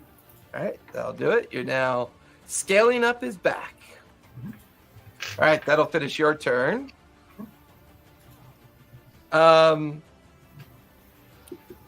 Boy, does he not want you on his back. He's going to use a legendary action at the end of your turn, and he's going to try to like flurry his wings as a way to direction the hurricane wing effect down towards you and behind him. Give me a strength save, please. Strength save. Not going to be great on that. Can I react to his reaction? Because I can only act. I can legendary action after his turn, right? Correct. So yeah, you can legendary action after his legendary action. Absolutely. So I'll be going for a tail swipe after that. Okay. Oh, that sucks. That is a 7. A 7. Yeah. You are knocked back 15 feet.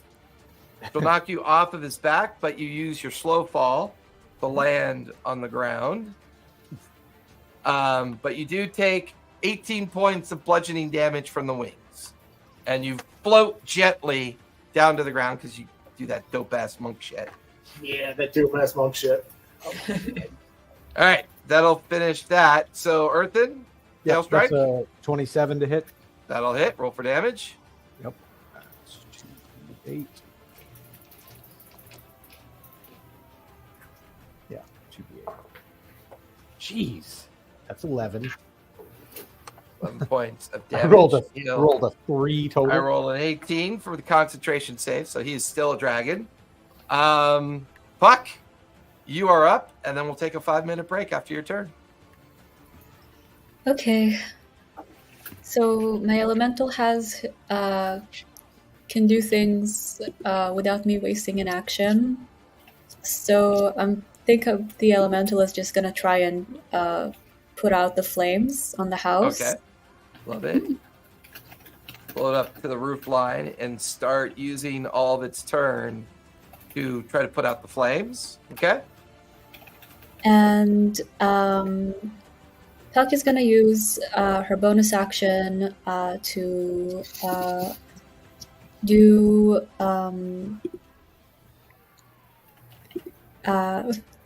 here was the name of that. Ashadelian's Stride Okay.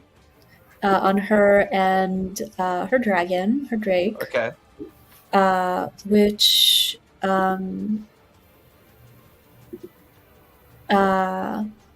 the billowing flames of a dragon blast from your feet, generating explosive speed for the duration of your speed increases by 20 feet, and moving doesn't provoke opportunity attacks. Nice. At a higher level, you add 5 feet to each spell.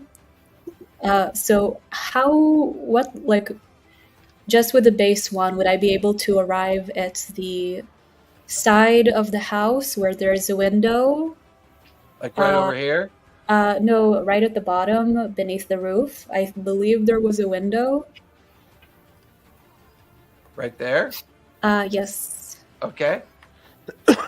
What is Lunch's movement? Lunch's movement Is he As 60 feet is. of fly? Is 40 feet fly, and then plus 20. Yeah, that'll get you to the window.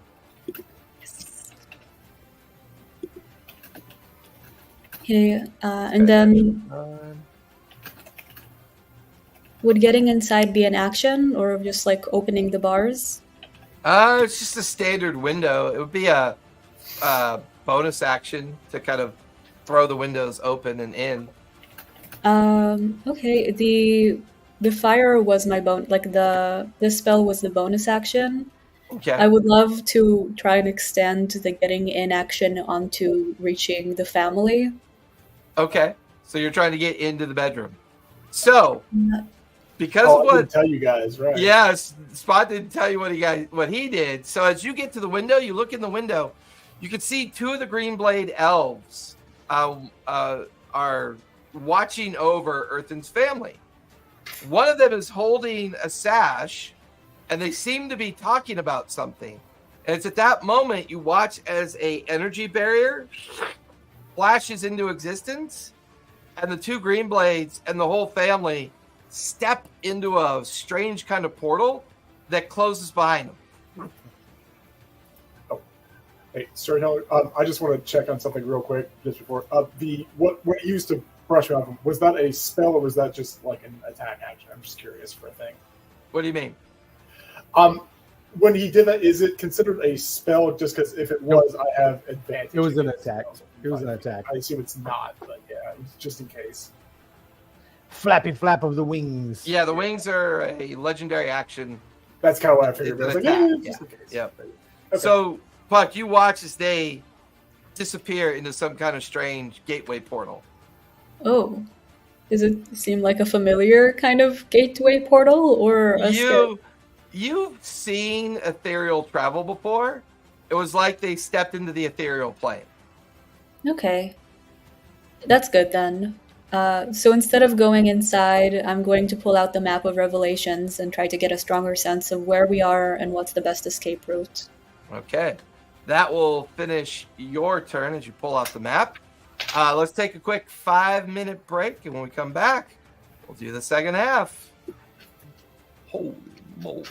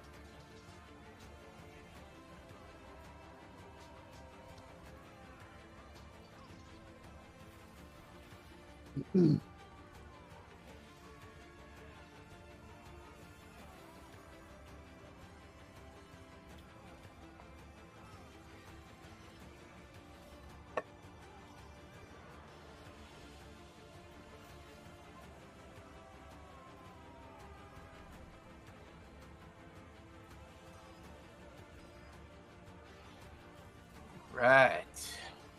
So We're mostly back. Mostly. some background. One of the first fights we had, the first fight we had on the boat, when Spot got yeeted off the boat way back when 2 years ago, Oh yeah. I was here.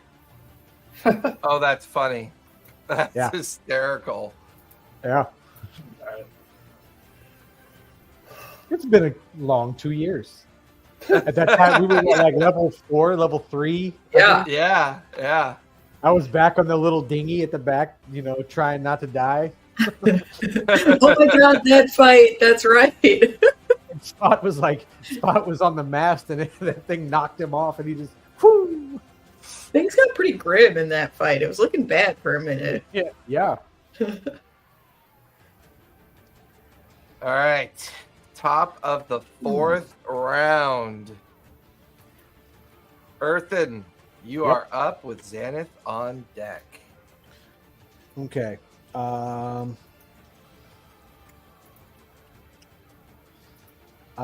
Yeah. Okay. I'm gonna go for the multi attack again. All right, go for it. Yep. So that's so close. So close. That's a 23 for that one. Nice. It rolled a 19. It was a 20 or a 33, sorry. I can't math. 33 will definitely hit. 33. Roll for damage. 33 for that one. So that's his bite. 2d10. I can't math. Sorry. So that's It's only your life on the line, so that's fine. That's 22 piercing damage on the bite attack. Okay. He maintains concentration. Okay. That's a 23 on the claw attack. All right, that'll hit. All right. So that's In 2d6. fact, that's his armor class, so 23 will just barely hit. Okay. And that's 14 damage with the claw. And then 32 for the tail. Okay, that'll hit as well. Yep, and the tail's You'll 2d8. save on that as well. And that's 14 again. And he'll save on that one as well. So 14 damage on the tail attack. Whew, it's a lot of numbers on my tablet right now. And then I'm going to stay where I am. Yeah, that's it. Okay. You have a breath weapon. Yeah, it's fire though. Oh, yikes! Yeah. Yeah. I Um. was going to stay here smacking the crap out of this guy. Yeah. He's dancing with you. Dance, dance, dance. All right, Xanath, you're up. All right. The dragon fight continues above you. You just watched as Spot got knocked off the back of the red dragon, and you're still not really sure where Puck is. I think he's moved out of my moonbeam, so I'm gonna pull it around and center it on him again. Okay. That is another con save, because you can move it up to what, 20 feet or 60 feet? 60 feet. Okay. That is an 18 plus 8 is a 26. All right, so he will still take half damage. Let's see.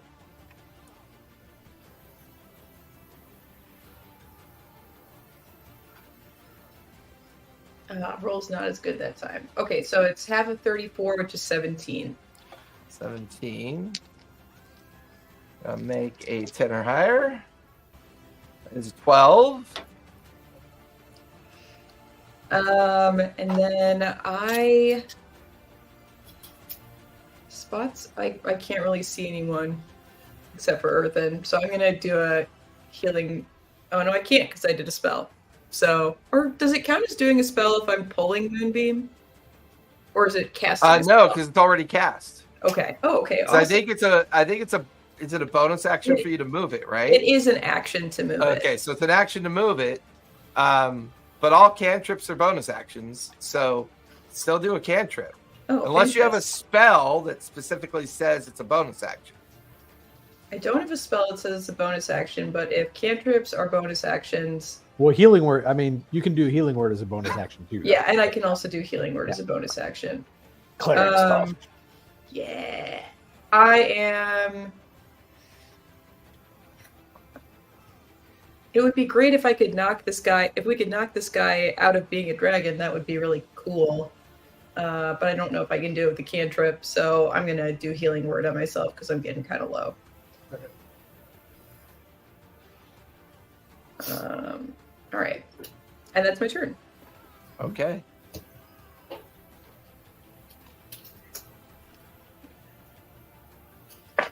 I'm trying to remember which ring it was. Spot. What was the name It of the was ring?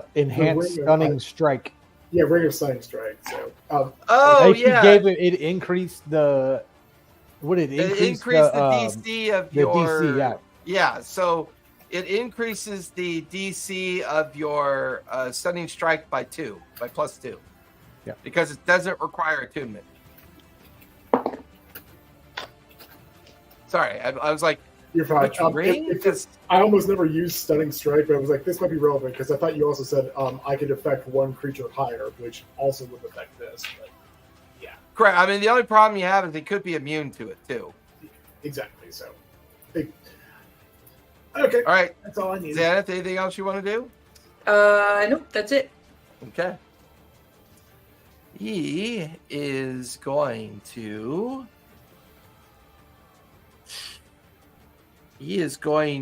shadow step away from Earthen and reappear.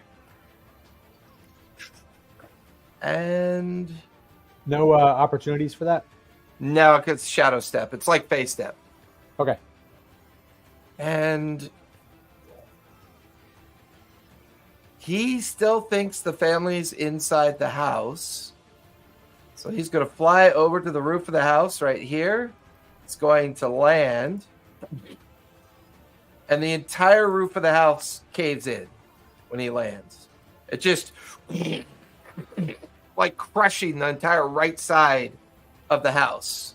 He'll turn and see Puck and Lunch. Puck's face. That was And great. he is That going was great. to, from within the rubble of the house, he is going to strike out with a multi-attack at you, Puck.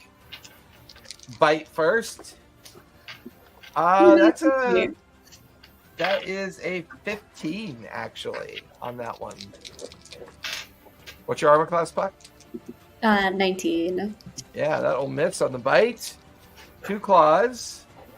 That is double 7, so that's 19 and 19 on the claws. That is going to be a total of 31 points of slashing damage. And then a tail strike. Ooh, that's a 2. That's a 16. That'll miss as well. So the bite and the tail miss you completely as Lunch is helping you dodge underneath the strikes. But both claws flash right across you. Still in the fight. But how rough is Puck looking? Oh, great. I was going to ask, does the fact that I have the speed thing make it more difficult for him to Does it attack say you me? do it? I don't know. Does it say in the effect?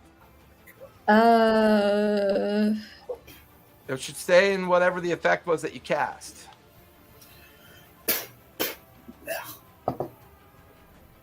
I think that effect extends your movement range and extends your spell range. I don't think it gives an opponent disadvantage due to your movement.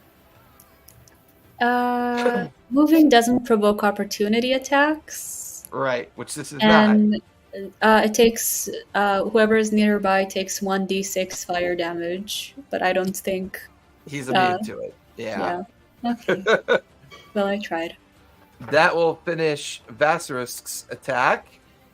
Spot, you are up with Puck on deck. Okay. For clarity, is he like sitting within the rubble of the house and just kind of poking up out of it? Correct. Like his lower half of the body is in the rubble of the half house that's not on fire. And then like from his chest on up, he's exposed out of the house. All right. So very first thing I want to do is I want to activate my quivering palm. So 19 to save, or whatever. But yeah, I think he really wants to save on that. That is a dirty 20. All right. So takes half of 10, well, a quarter of 10 D10 necrotic damage. All right, let's roll. What do we have? Are you using your hasted action to end it? Yes. So that is 54 total there. So here, take 27. So it's 50, half because he saved, half again because he's resisted.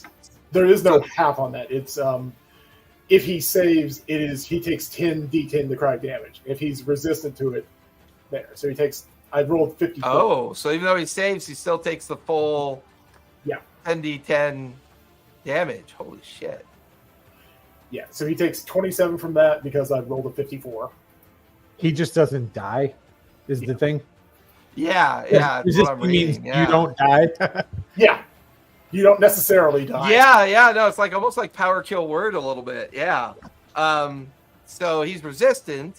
So half of 56 54 is what did we say that was? 27? 27. It's 54. Oh, 54. 27. But half of 27, he's got to roll a 13 or higher to maintain his form as the dragon. So 19 plus 8 is a 27. Woo. Okay. So I want to just from where I. So you still have your regular action and your bonus action and your move. Mm-hmm. So I want to run up like the side of the cottage and just get to where I'm able to physically attack him again. Doesn't really matter where. Give me an acrobatics just to make sure you don't like flub it. That is a 36. Okay. That seems like So that do it. you easily scale up the wall into the debris pile, and you're now like in the broken parts of the roof in base with him. All right. So I want to use my bonus action to attack with flurry of blows. Okay, go for it. First attack. Let's skip this time. First one is a 23 to hit. That'll just barely hit. Okay. So I will go ahead and roll my damage, but I'm going to apply the forgive me, the Quivering palm. What did I get on that? No, I rolled the wrong damage dice. So that is 31 damage. Whew. All right. And for my action, 17 plus 8, he's still concentrating. All right. So here's the fun thing. I'm going to use a reaction for one of my feats, which is Mage Slayer. I'm hitting him. I'm within 5 feet. I can give him disadvantage on that. And because I've only used my I don't know if Mage Slayer works that way. Hold on. Here, I'll paste it in there. Give me a minute because it's. It's under features and traits, right? It's it's a feat that I took. But here, I'll paste it in the chat real fast if I can get back there. Still, you can also. Okay. It's only if he casts a spell. There's a flavor text in there. Let me get in there because it's not showing up in that. But so it says when a creature within 5 feet of you casts a spell, you can then use your reaction. Here's what I actually have here. But yeah, again, I'm sorry. Like there's so many different things now. But here's the actual expanded text on that. I'm going to put it in there. Here. Well, the very first sentence is, when a creature within 5 feet of you casts a spell, you can use your reaction. So he didn't cast a spell, so it's not Mage Slayer won't apply here. Sure. All right. I do still want to because I hit him with my bonus action. Okay. I'd like to set up the quivering palm on that because it's a physical attack, so I got to mark off my key points. And for my action, I want to end it again, so I can do that twice. He ended it as the hasted action. Correct. Yeah. Correct. And then he flurry of blows his bonus action. Mhm. And then he's actioning quivering palm again. Uh-huh. Unbelievable. Can that work that way? Wait a minute. Okay, wait. Quivering palm. Hasted action to end the. Yeah, because it doesn't say what kind of unarmed strike. It just it says does. when you It just hit. says arm strike. When you hit with an unarmed strike, you spend 3 key points to start the harmless vibrations. Mhm. As an action, you can end the vibrations, and the creature must. Yeah, fuck yeah. Okay, I'll make another con save. That's a fail, so he's going to burn his second legendary resistance Third. to pass that. But roll 10d10 because he'll Third. take another 10d10 on it. Now that's good optimizing. That's a good optimization call out. That's good. But that's third legendary resistance. Second, because the other 2 retracted. There was one. He originally He did originally one- used up to he had 3. been- He got 2 Yeah. back. Yeah, because I royally That's fucked He- it. that's second successful quivering palm, and resisted. But he the didn't wounding. use the legendary. Yeah. He successfully made his con save.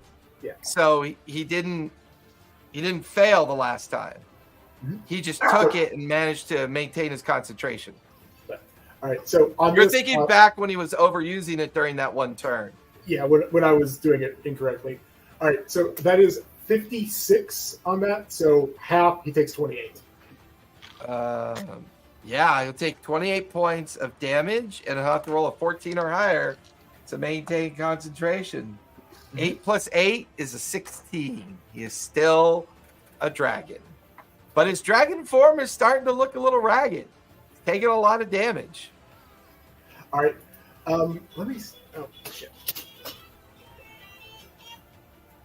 See the cat's alarm. Sorry, I didn't cancel that. So that should finish your turn, I believe. I believe so. Yes, I'm not going to bother. Okay. So, Puck, you are up, and then we'll be at the top of the 5th round. Okay, so in the extremely brief amount of time I had to look at the map, did anything catch my eye? What is it you're specifically hoping to find? Anything that feels specifically out of place here? Like if there was anything we would have missed. As an action, you can give me Oh an god, no, then never mind. I can't afford Yeah, I mean, this. it's going to take you time to review the map, so it's like it's still an effort to like you've got the map out, like you're getting ready to use it, but it would unfortunately take an action for you to examine it and then determine your findings. Because I technically had it be part of my action in the previous roll, can I roll for Your free action was to pull it out and get it ready. Okay. Unfortunately, partial actions don't exist. Okay, that's a shame. I think they should review that next iteration. Next edition. Damn it, Watsy, give me partial action. Partial actions to people, specifically to people who have rolled like 4, 4, 2, 1. I love it. Okay. Yes, So, I'm having a Will Wheaton day. Give me what I want. if only. I'm going to cast Freedom of Waves. Specifically, Okay. I'm next to a water source, so I'm going to try to raise the waters up and pull the dragon into the water. I mean, technically, your water elemental is a water source. Oh, yeah. I mean, we're also next to the ocean, right? Or lake. Oh no, that's all forest. You're way inland. God You're- dang it! I was really Yeah. banking on this being water. No, that's all. Sorry, I just ran out of squares to put down. So Was yeah, really- that's all Never farmland mind. and open valley land everywhere around the farm. I mean, So- they do call like waves of grain, right? I guess that Well, counts. now you're stretching the stretchy of the stretchiness of the stretch. Hey, I am the bard speaking metaphorically, okay? Well, that's fair. So I'm going to use the water And elemental. the waves of grain. Okay. as a bonus water source and just really try to make this dragon be like in the center of a water spout. And then I'm gonna use my bonus action to use my pact, cantrip, frostbite, and try to freeze him inside that. Nice. So you have one effect that allows you to turn water into a water spout. So I have the Freedom of Waves, which just to That's a spell, right? It's a spell. It's within 120 feet, and you conjure a deluge of seawater, 15-foot radius, 10-foot tall cylinder centered on one point within range. The water takes the form of a tidal wave, whirlpool, water spout, or any other form of your choice. Each creature in the area must succeed a strength saving throw against the spell, and take a 2d8 bludgeoning damage and fall prone. You can choose a number of creatures equal to your spellcasting modifier, minimum 1, to automatically succeed this saving throw. So I'm doing it at 2. So I think Spot is the only one within range for that. So I will Correct. put But that on Spot. he could handle it. It's not going to make much of a difference, but just to be on the safe side. If your spell area is part of an action, you can use the cast. You use as a cast a spell. You can vanish into the deluge and teleport into any unoccupied space that you can see within the spell area. So within that spell, I would like to just get close enough to be able to use my cantrip, which is frostbite. So it would be the 2d8 plus the 4d6, and hopefully you will either be knocked prone or just be made unable to move because of the frostbite, because of the ice. And what's your spell DC? What do you have to make for the strength spell DC? So for Freedom of Waves, it was a 15. it's a strength 15. Okay. So if he fails 15, he falls prone. So, you guys watch as the water elemental kind of grows slightly in size and becomes this huge cyclonic font, this cyclonic fountain of water. And it's weird because he's got these little black eyes reset into his form, and they're kind of spinning with him, and he's like, telepathically, he didn't know he could do this. So he's like, he's kind of having that moment of evolution, but he doesn't know it's a spell. So the water elemental's churning and forming into a water spout, which begins to envelop both the remains of the fire, which immediately gets put out. Oh, good Lord. Just let me kill it. There we go. So the fire gets put out by the spouts, the water elemental's augmented effect. Give me a strength save, Spot. Wait, I think because I'm doing it on the 4th. Are you able to allow Spot to avoid it? Conjure. You can choose a number of creature equal to your spellcasting modifier, minimum of 1, to automatically succeed. So I can. Okay, so Spot automatically succeeds. So Spot's like getting a kitty bath, right? The font is like swirling, but he's holding on to one of the debris timbers. The font then crashes into the dragon. So this is why I hate dice rolls. I rolled a natural 1 for its strength save. It only has a plus 13 for strength save, so that's a 14. But it's going to burn a legendary resistance to succeed because it doesn't want to be knocked prone. However, roll for damage. So there is the 2-prong damage. There is first for Freedom of Waves, which is the bludgeoning damage. Which is 6. Okay. However, when you cast Frostbite, does he get another save? So let's look at Frostbite. Because I think that's con. Yeah, that's con 16. You cause a numbing frost to form on one creature that you can see within range. The target must make a Constitution saving throw. On a failed save, the target takes 1d6 cold damage and a disadvantage on the next weapon attack roll, makes it 4, and then on the cantrip it says So it's that a it's 5 plus 46. 8, which is a 13. So he'll fail that one as well. So roll damage on that one. Okay, and this is a fun question since it's not just a frost thing, but he's also just inside water. Could he be made unable to move for a while since he's He's technically too big for that, unfortunately. He would while he's being blasted with the water and the ice effect, he's so large it would be almost impossible to trap him in the wave effect. But he's taking the damage, which means he's got to make concentration saves. Okay, but just because specifically he's a fire dragon and this is water and ice, is there any kind of advantage to it? Him being ancient, he's not vulnerable to it. Oh, If he was a young red dragon, he'd be vulnerable to it. Okay, that's fair. That's 15. 15 points of cold damage. It's actually pretty good. And then I still have my... no, that was my bonus action, but I still have my movement. And since I have that Acedalian... Well, this outcome might change your opinion on your movement. Okay. So for the first con save, 5 plus 8 is a 13.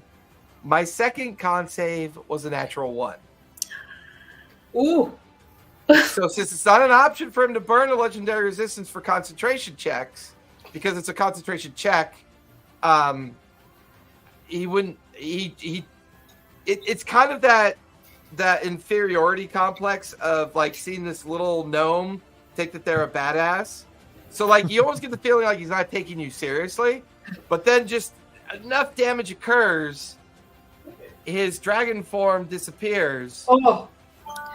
And standing amongst the debris of the roof is his dragonborn form. He's a lizard folk, right? Well, yeah, or his lizard folk form, yeah. I was using a dragonborn mini because I liked it better than the other ones. A lichzard. And he's currently in a lichzard. I'm not giving out inspiration for that one. There's a continuous font of water spot in amongst the debris. The Vasarisk is now back in his contemporary form amongst the debris of the roof. That will finish your turn, except for your movement. My movement. Okay, I am invisible still. Yep. Hopefully. And he doesn't have true sight anymore. Correct. So I am going to try to use my movement very sneakily and be on the other side of the roof, but not too far from him, like trying to blend in and be sneaky about it. On this side of the roof? Kind of up, closer to the chimney. So right here? Gotcha. Yeah, so I'm close enough to cast... closer to this chimney? The chimney right there? No. Sorry, the window. The window? Okay. So hopefully not so close that he'll notice me, or at least I have someplace to hide in case something happens. Gotcha. But it's close enough to hopefully cast something. Okay. That will finish your turn, taking us to the top of the 5th round. Earthen, you are up. From your vantage point, there's a huge font of water circling over the house. Half the house is caved in and destroyed. Down in the debris pile, you can see Spot, and somewhere down there, you can also see Vasarisk. You've lost track of Xanath, however. You're not sure where she is. I'm going to fly over and land on the roof, and I want to angle this breath to just try to hit Vasarisk alone. but just cook him As you where land he- on the where roof, he is. the main beam of the roof weakened from fire and his own landing. The lower part of your body sinks into this other half of the house, but Okay. it leaves your chest and neck and head up with a clear fire breath shot towards Vasterisk. Yeah, and he's just gonna like angle that, just kind of split the allies there with him right Gotcha. down the middle. Yeah. What's the save, Dex? I wasn't looking at this earlier. It is 21 dexterity. Okay. That is a 2. He will burn his last legendary resistance to pass it, so he'll still take half damage. Okay. Yep. That is. Hang on. 12d10. Shoot, I got the wrong die in my hand. Sorry. Hang on. Two. I Fire was picking up damage, baby. d6s. Well, I was picking up d6s because I'm like, oh yeah, it's a d6, right? Fireball's fireball. d6s, right? But no, it's fire breath. Hang on, so I gotta grab these 3, Dragon Breath is far 4, more 5, deadly.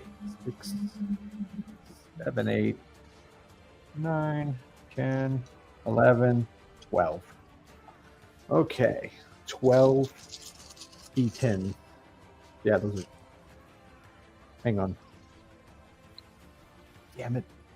These are 10s. Okay, not 12s. Sorry. I thought I picked up all d12s just now. Sorry about that. Okay. 8, 14, 15, 20, 30, 35, 41, 42, 49, 54, 64, 70. So he'll take 35 points of fire damage. Yep. As you watch the flames roar over, like you keep it out of the building as much as you can. The flames roar down into Vasterisk's form, and after the flames kind of die away at the end of your breath, you can see that there's still parts of him that are kind of flaming on fire, smoke drifting off his form. He actually looks a little bit on the rough side at this point. Okay. And then. So that's your action. You still have your that's bonus my action action. and your move. Yep. So I'm going to move into base with him. So like I'm just walking right up to him, like looking down on him, like I'm about to pounce on him, like I'm about to bite him. Gotcha. As you wade through the debris of the house, you get as close to him as you can. Okay. Yep. And then that's it. Turn ended. All right. Dragons don't have bonus actions. That's the only thing, you know. The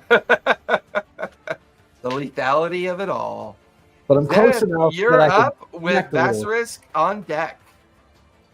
Okay. If I run 30 feet towards the house, how close can I get? Well, Fly. you're currently flying. Oh, fly 30 feet. My fly speed's the same as my... Your move, like, yeah. move speed. 5, 10, 15, 20, 25, 30. Get you over the cabbage patch. All right, so I can't get super close. That'll get you within 35 feet of the house and 60 feet of the main battle, where you can see Vasterisk, Spot, the water spout, and Earthen's dragon form all kind of clustered in the same area. Once again, you're not really sure where Puck is.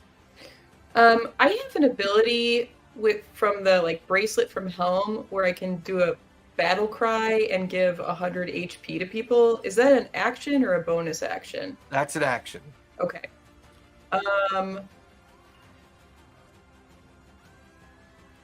I will, because it looks like Vasterisk is getting pretty rough. I'll move my moonbeam in on top of him again, which I Okay. should be able to do. And you do that as a bonus action, right? I do that as an action. An action. Okay. Yeah.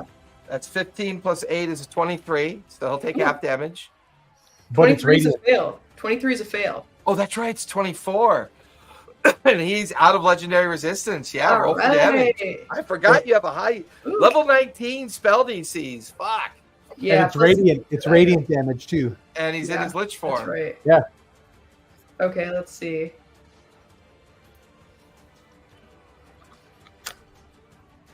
That's 46 radiant damage. Okay.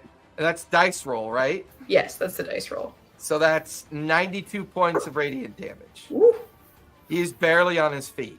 When that moonbeam blasts and desiccates his remaining flesh, it turns to ash and cinder. The radiant light arcs across him. His blue eye winks out, and his red eye is barely vibrant. He's barely alive. All right. That'll be my turn. Okay. Basilisk is up. In his dire state, his remaining red eye, his lich eye, looks up into the sky as he begins to cast a spell. You watch as glow points of red light begin to descend from the sky ever brighter as a meteor swarm begins to just come down amongst everything.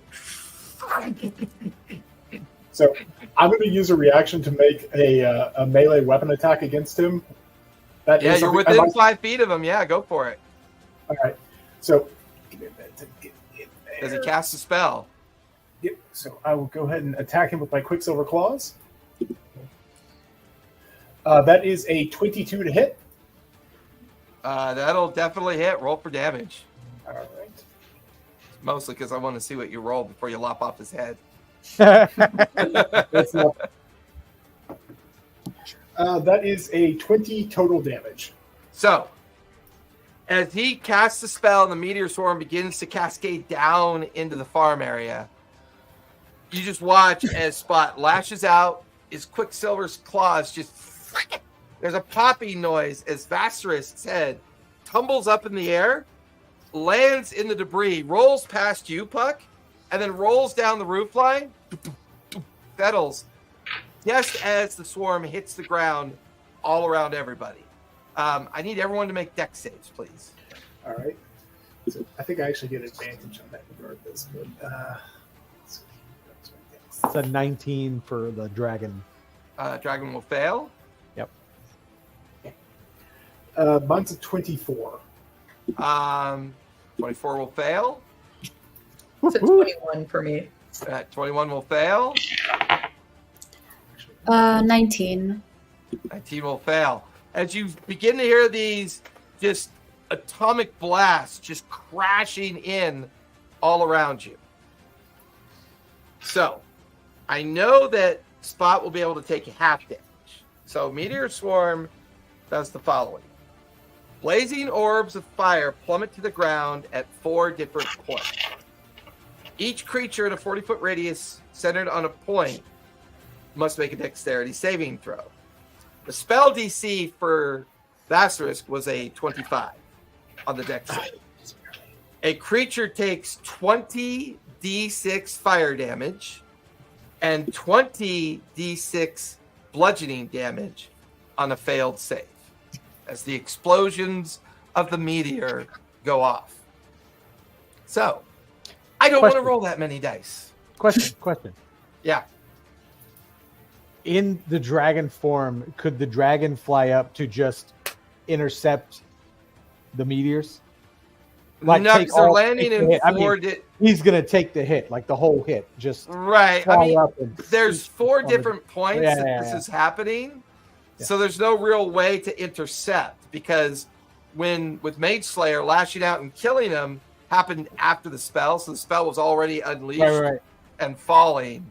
And the spell is technically an action. So it happens at the same time that Spot takes off his head.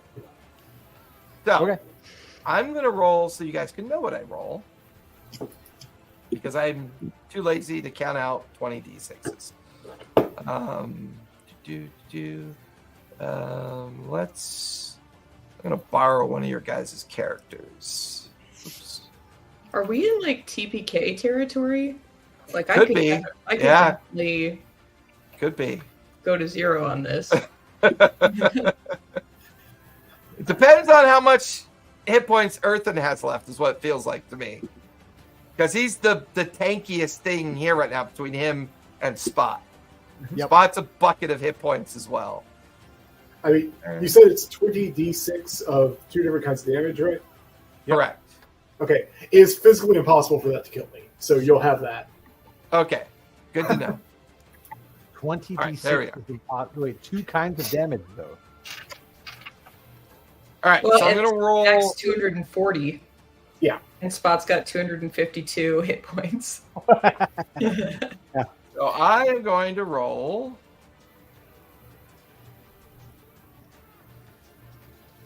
My computer's not going to like this.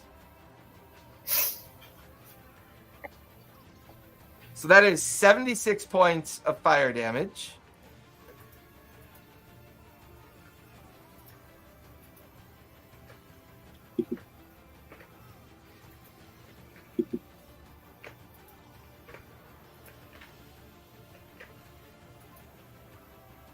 Oh my god, it's cocked. I'm going to use my legendary resistance Okay, so because I only used one. I've got 2 Yeah. left. So I'll burn that for both the bludgeoning and for the. Or do I have Okay, to? so Do you have to use 2, or do you? No, 'Cause because it's it's one one- it's attack one actually. attack. It's just one Okay. spell. Yeah. So, So, hold on. It's Yeah. 130 points total of damage okay. that everybody takes. Legendary resistance allows you to succeed and take half. Yep. So that's 70 points of damage to Yep. your dragon form. Yep. Still on my claws. Spot, you take Barely. total, but you have evasion, so you have it as well. Yeah, so that was 70. Yep, so you take 70 points of damage. Zenith, you take 140. So I'm down. Okay, question. When you're fully healthy, what's your hit point total? 152. You missed instant death by 12. Yeah. Fuck. Yes. Fuck. I'm kind of far away though, right? No, I'm like you're middle just on the other far. side of the roof line. So- You're I'm right. like all the way over here though. What is Hey. your total hit points when you're healthy? So here's a question. I'm not sure if I actually updated my total hit points last time. I wasn't sure how to, but it's 136. But it has been for a while. Have you not been rolling your level ups? I did not know I was supposed to. I think we all did it once, and so this is when it matters. Yeah. Yeah. So I'm going to give you the benefit of the doubt. I'll give you the benefit of the doubt. You're definitely down with 0 hit points. Does not kill you instantly. Zenith is down. Both Spot and Earthen, you're still up. All right. At this point, the entire farm area is craterscaped from the 4 meteors crashing into it. All right. I'm dropping dragon form. Okay. I'm going to run over to Puck, and I just want to kind of. I got it. I've got mass heal. Okay. So I'll- Spot's yeah, running so- down yeah. along the roof line, gathers up Puck, just kind of come back to where you are, Earthen. Yep.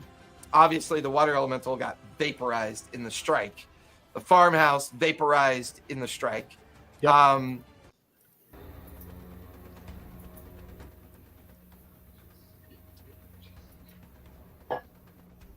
They're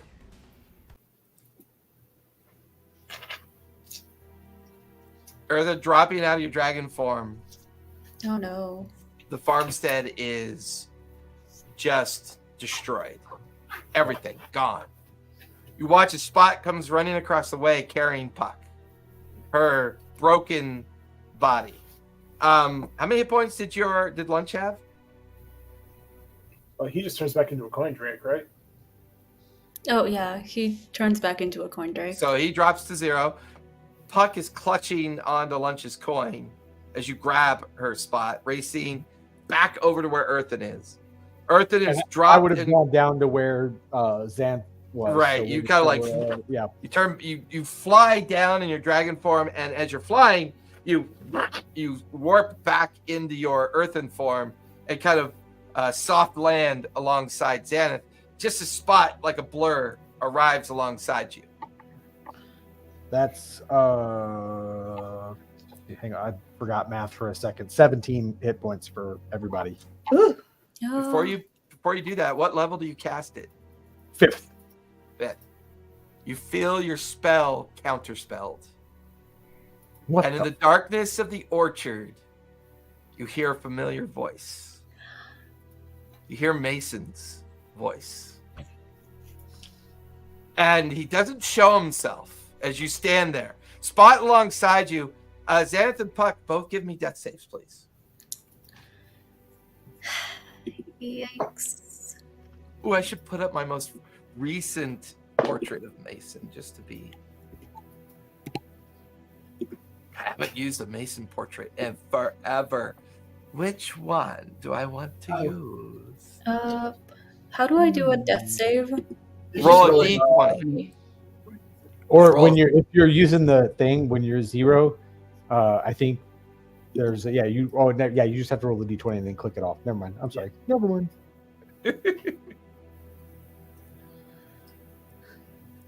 Oh, Oh no. bum, bum, bum, bum, bum. Is that supposed to be just one half of his face? I just want It's just him being creepy. to. Okay.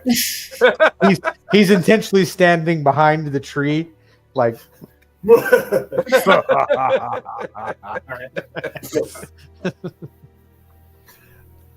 All right.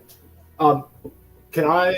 I want to take my necklace off and just put it on Puck real fast because Puck ain't coming back if this does not work.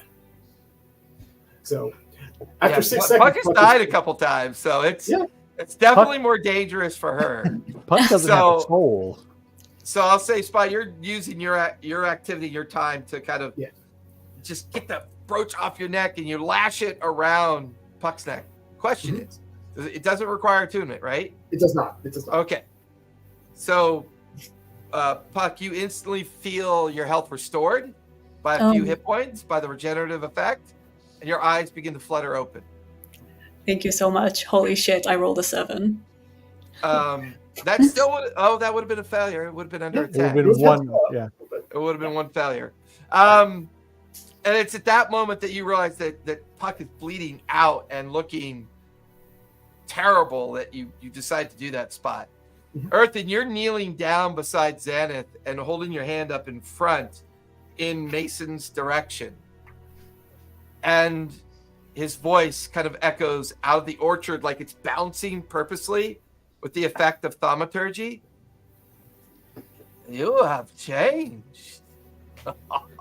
I'm going to cast Ralphim's Psychic Lance at him. Can't see him. I don't think I have to for that. You have to know where he is at least. It says if the named target is within range, it becomes the spell's target. What's the range of the spell? The spell's range is 120 feet. He's not in range.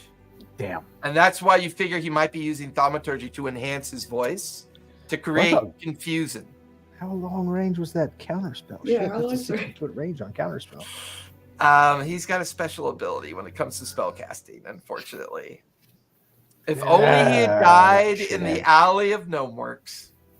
Or We were so Nicodranus. close. Actually, the alley back in Nicodranus. We were so close. You have become a formidable opponent, Earthen. Things have changed. Many things changed. I would like to make a bargain with you. I'm listening. There is something that I require. Regardless of what you and your fans might think I want. There's a chamber that I need access to. there is a device that creature, Lunas, has. I must get my hands on to make it work. Help me get it. Give it to me. And you will be free of me forever. It's all I need, all I want. Give it to me. As delightful as that sounds, I reach like behind me at the time, like reaching into the bag of holding. As delightful as that sounds, and I put my other hand behind my back and I reach into the bag of holding. I don't think I can do that. And I pull out in one hand the orb of true polymorph from the chest that we picked off forever ago. Yeah. And the crown of the crown of the Voik clans. And I put the orb in the mouth of the dragon, and then put the crown on. Xanath, give me another death save if you would, please. You got it.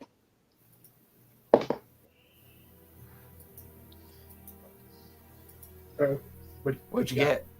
Oh, I got a 10 the first time and 11 the second time. So that's one, or still Two success. Two successes. successes. Yep. And I said, I'm going to fix what you broke. And cast the true polymorph from the orb on myself. Uh-oh. I was not expecting you to do this. With Xanath being unconscious, Spot helping Puck recover, and those of you that could see it happen, Earthen disappears. Is gone.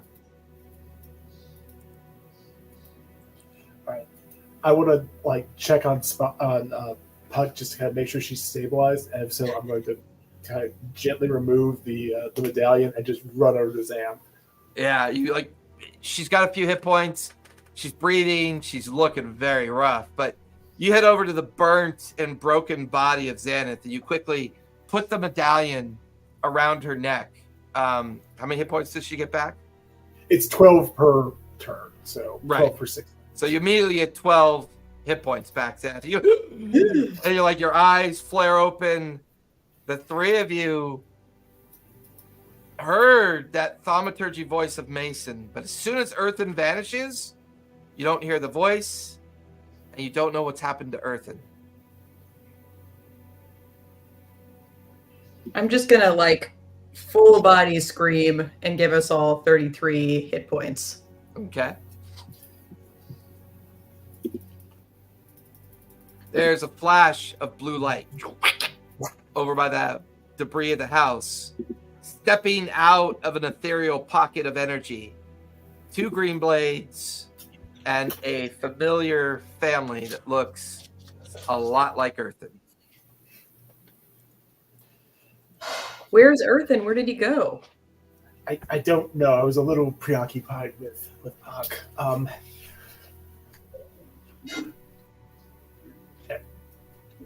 Just kind of turned did he say anything to any of you all? I think he reached into the bag of holding and got that crown that we got. I don't know. I don't know what he's doing.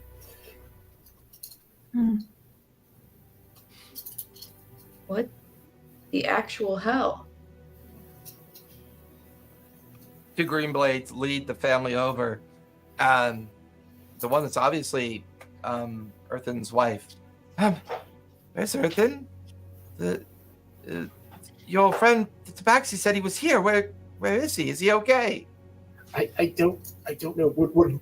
I assume I would have learned Earthen's wife's name at some point. But yeah. So Kirelli. Yeah, it's just I don't know. He was up there. I think I was trying to take care of Puck, but I think I saw him digging in in his bag for something. I think I saw that crown that we got off the whale weeks ago. I don't know what he could have done with that.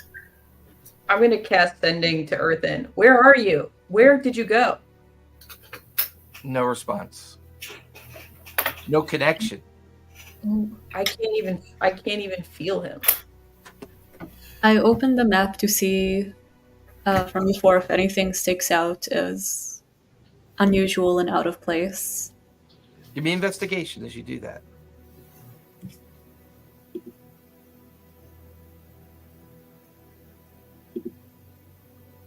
Wow, this is the worst rolling day of my life. The highest It I can. happens. It's the great equalizer of this game. Does anybody else want to roll for me today? I think this is. My investigation is trash. So, like, I mean, you can always get, well, it's a magical device that you're familiar with, but the help action really wouldn't help here because it's the way you interpret the map. What'd you get for your total number, though? What'd you roll? 11. 11? I mean, remember, a 10 is typically considered average. I know at higher levels you feel like that's not the case. It was a But- 5. Yeah. There is no immediate sign on the map that anything's out of place. However, as you're looking at the map, because you're taking the time to study it, Xanath is recovering and getting to her, getting up to her feet. The Green Blades have formed a protective semicircle around all of you. All of you look up in the night sky. You watch as Kathia is beginning to move in front of Rudius, and the two moons apex each other. The shadow that it casts down in your direction covers the entirety of the valley. There's a cold sense of disconnect as all of you feel magic disappear. Those of you that are divine with magic, it instantly fades. Those of you that are arcane and devote to magic in an arcane sense, it fades. You feel the natural magic fade. You look around, the landscape begins to come into a strange kind of vibrancy, a shimmer, a kind of glitch in your vision within the shadow of these two moons crossing paths with each other. It's at that moment, the Green Blades kind of looking up at the sky, confusion on their face. Earthen's wife holding the kids tight and close. Then the shadows part. The moons go back to their apogees. The shadow of the moon lifts as you feel magic slowly return and restore to yourselves. Almost as if there was a brief moment that everything was on a knife's edge, that a choice was made.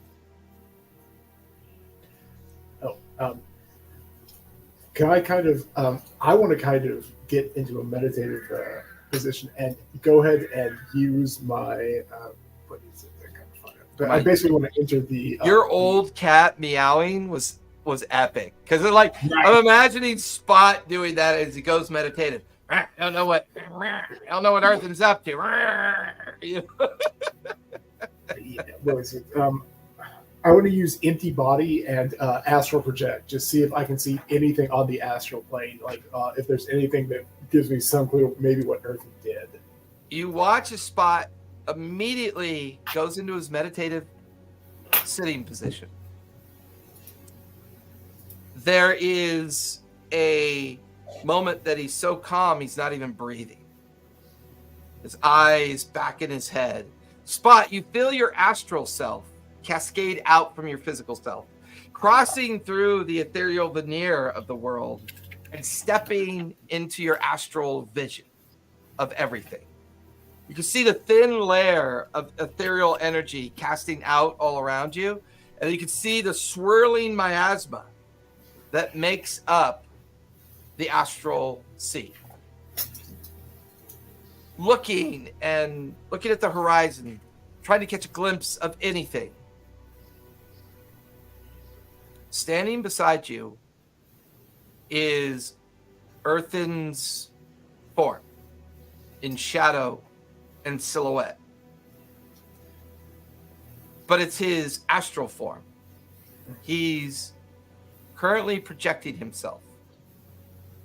As you stare at him, you begin to realize the crown on his brow is activated, the orb is activated. And you recognize the crown. It's the crown that was given to him by the Voik to make the determination of leadership of the tribes. And his visage and his face is passive, almost like he doesn't even know that you're there. You glitch out yourself? Read it. Staring at him, waiting patiently. Earthen's astral visage begins to fade, almost like pixel by pixel, edge by edge, kind of drifting away into a colorless smoke, and it's just gone. Can I lunge at it and try to like pull it back with me? Yeah, you lunge, you try to pull back the wisps of energy that was Earthen, unable to hold on to anything. And then you're now standing in the empty space where he was. And that's where we're going to finish tonight.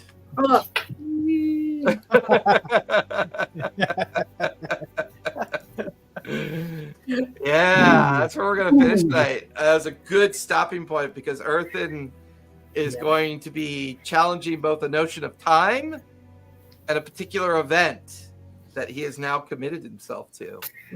Because he put on the dragon crown and is going to take up the mantle of the dragon Voik, which means he's going to be challenging Mason's alternate self back during a period of time in a total another world and another place of time. This is, and without a long rest. Oh my god. Be interested to see how you resolve that encounter. That's going to be lots of fun. Lots of fun. I did mostly use fun the for me stone. because, you know. Well, I used the stone of polymorph, though. The stone of true polymorph, and not the spell. So Correct. I still have 2 really high-level spell slots. Correct. Yeah, you do. The stone of true polymorph. That's right. You put it in the mouth of the.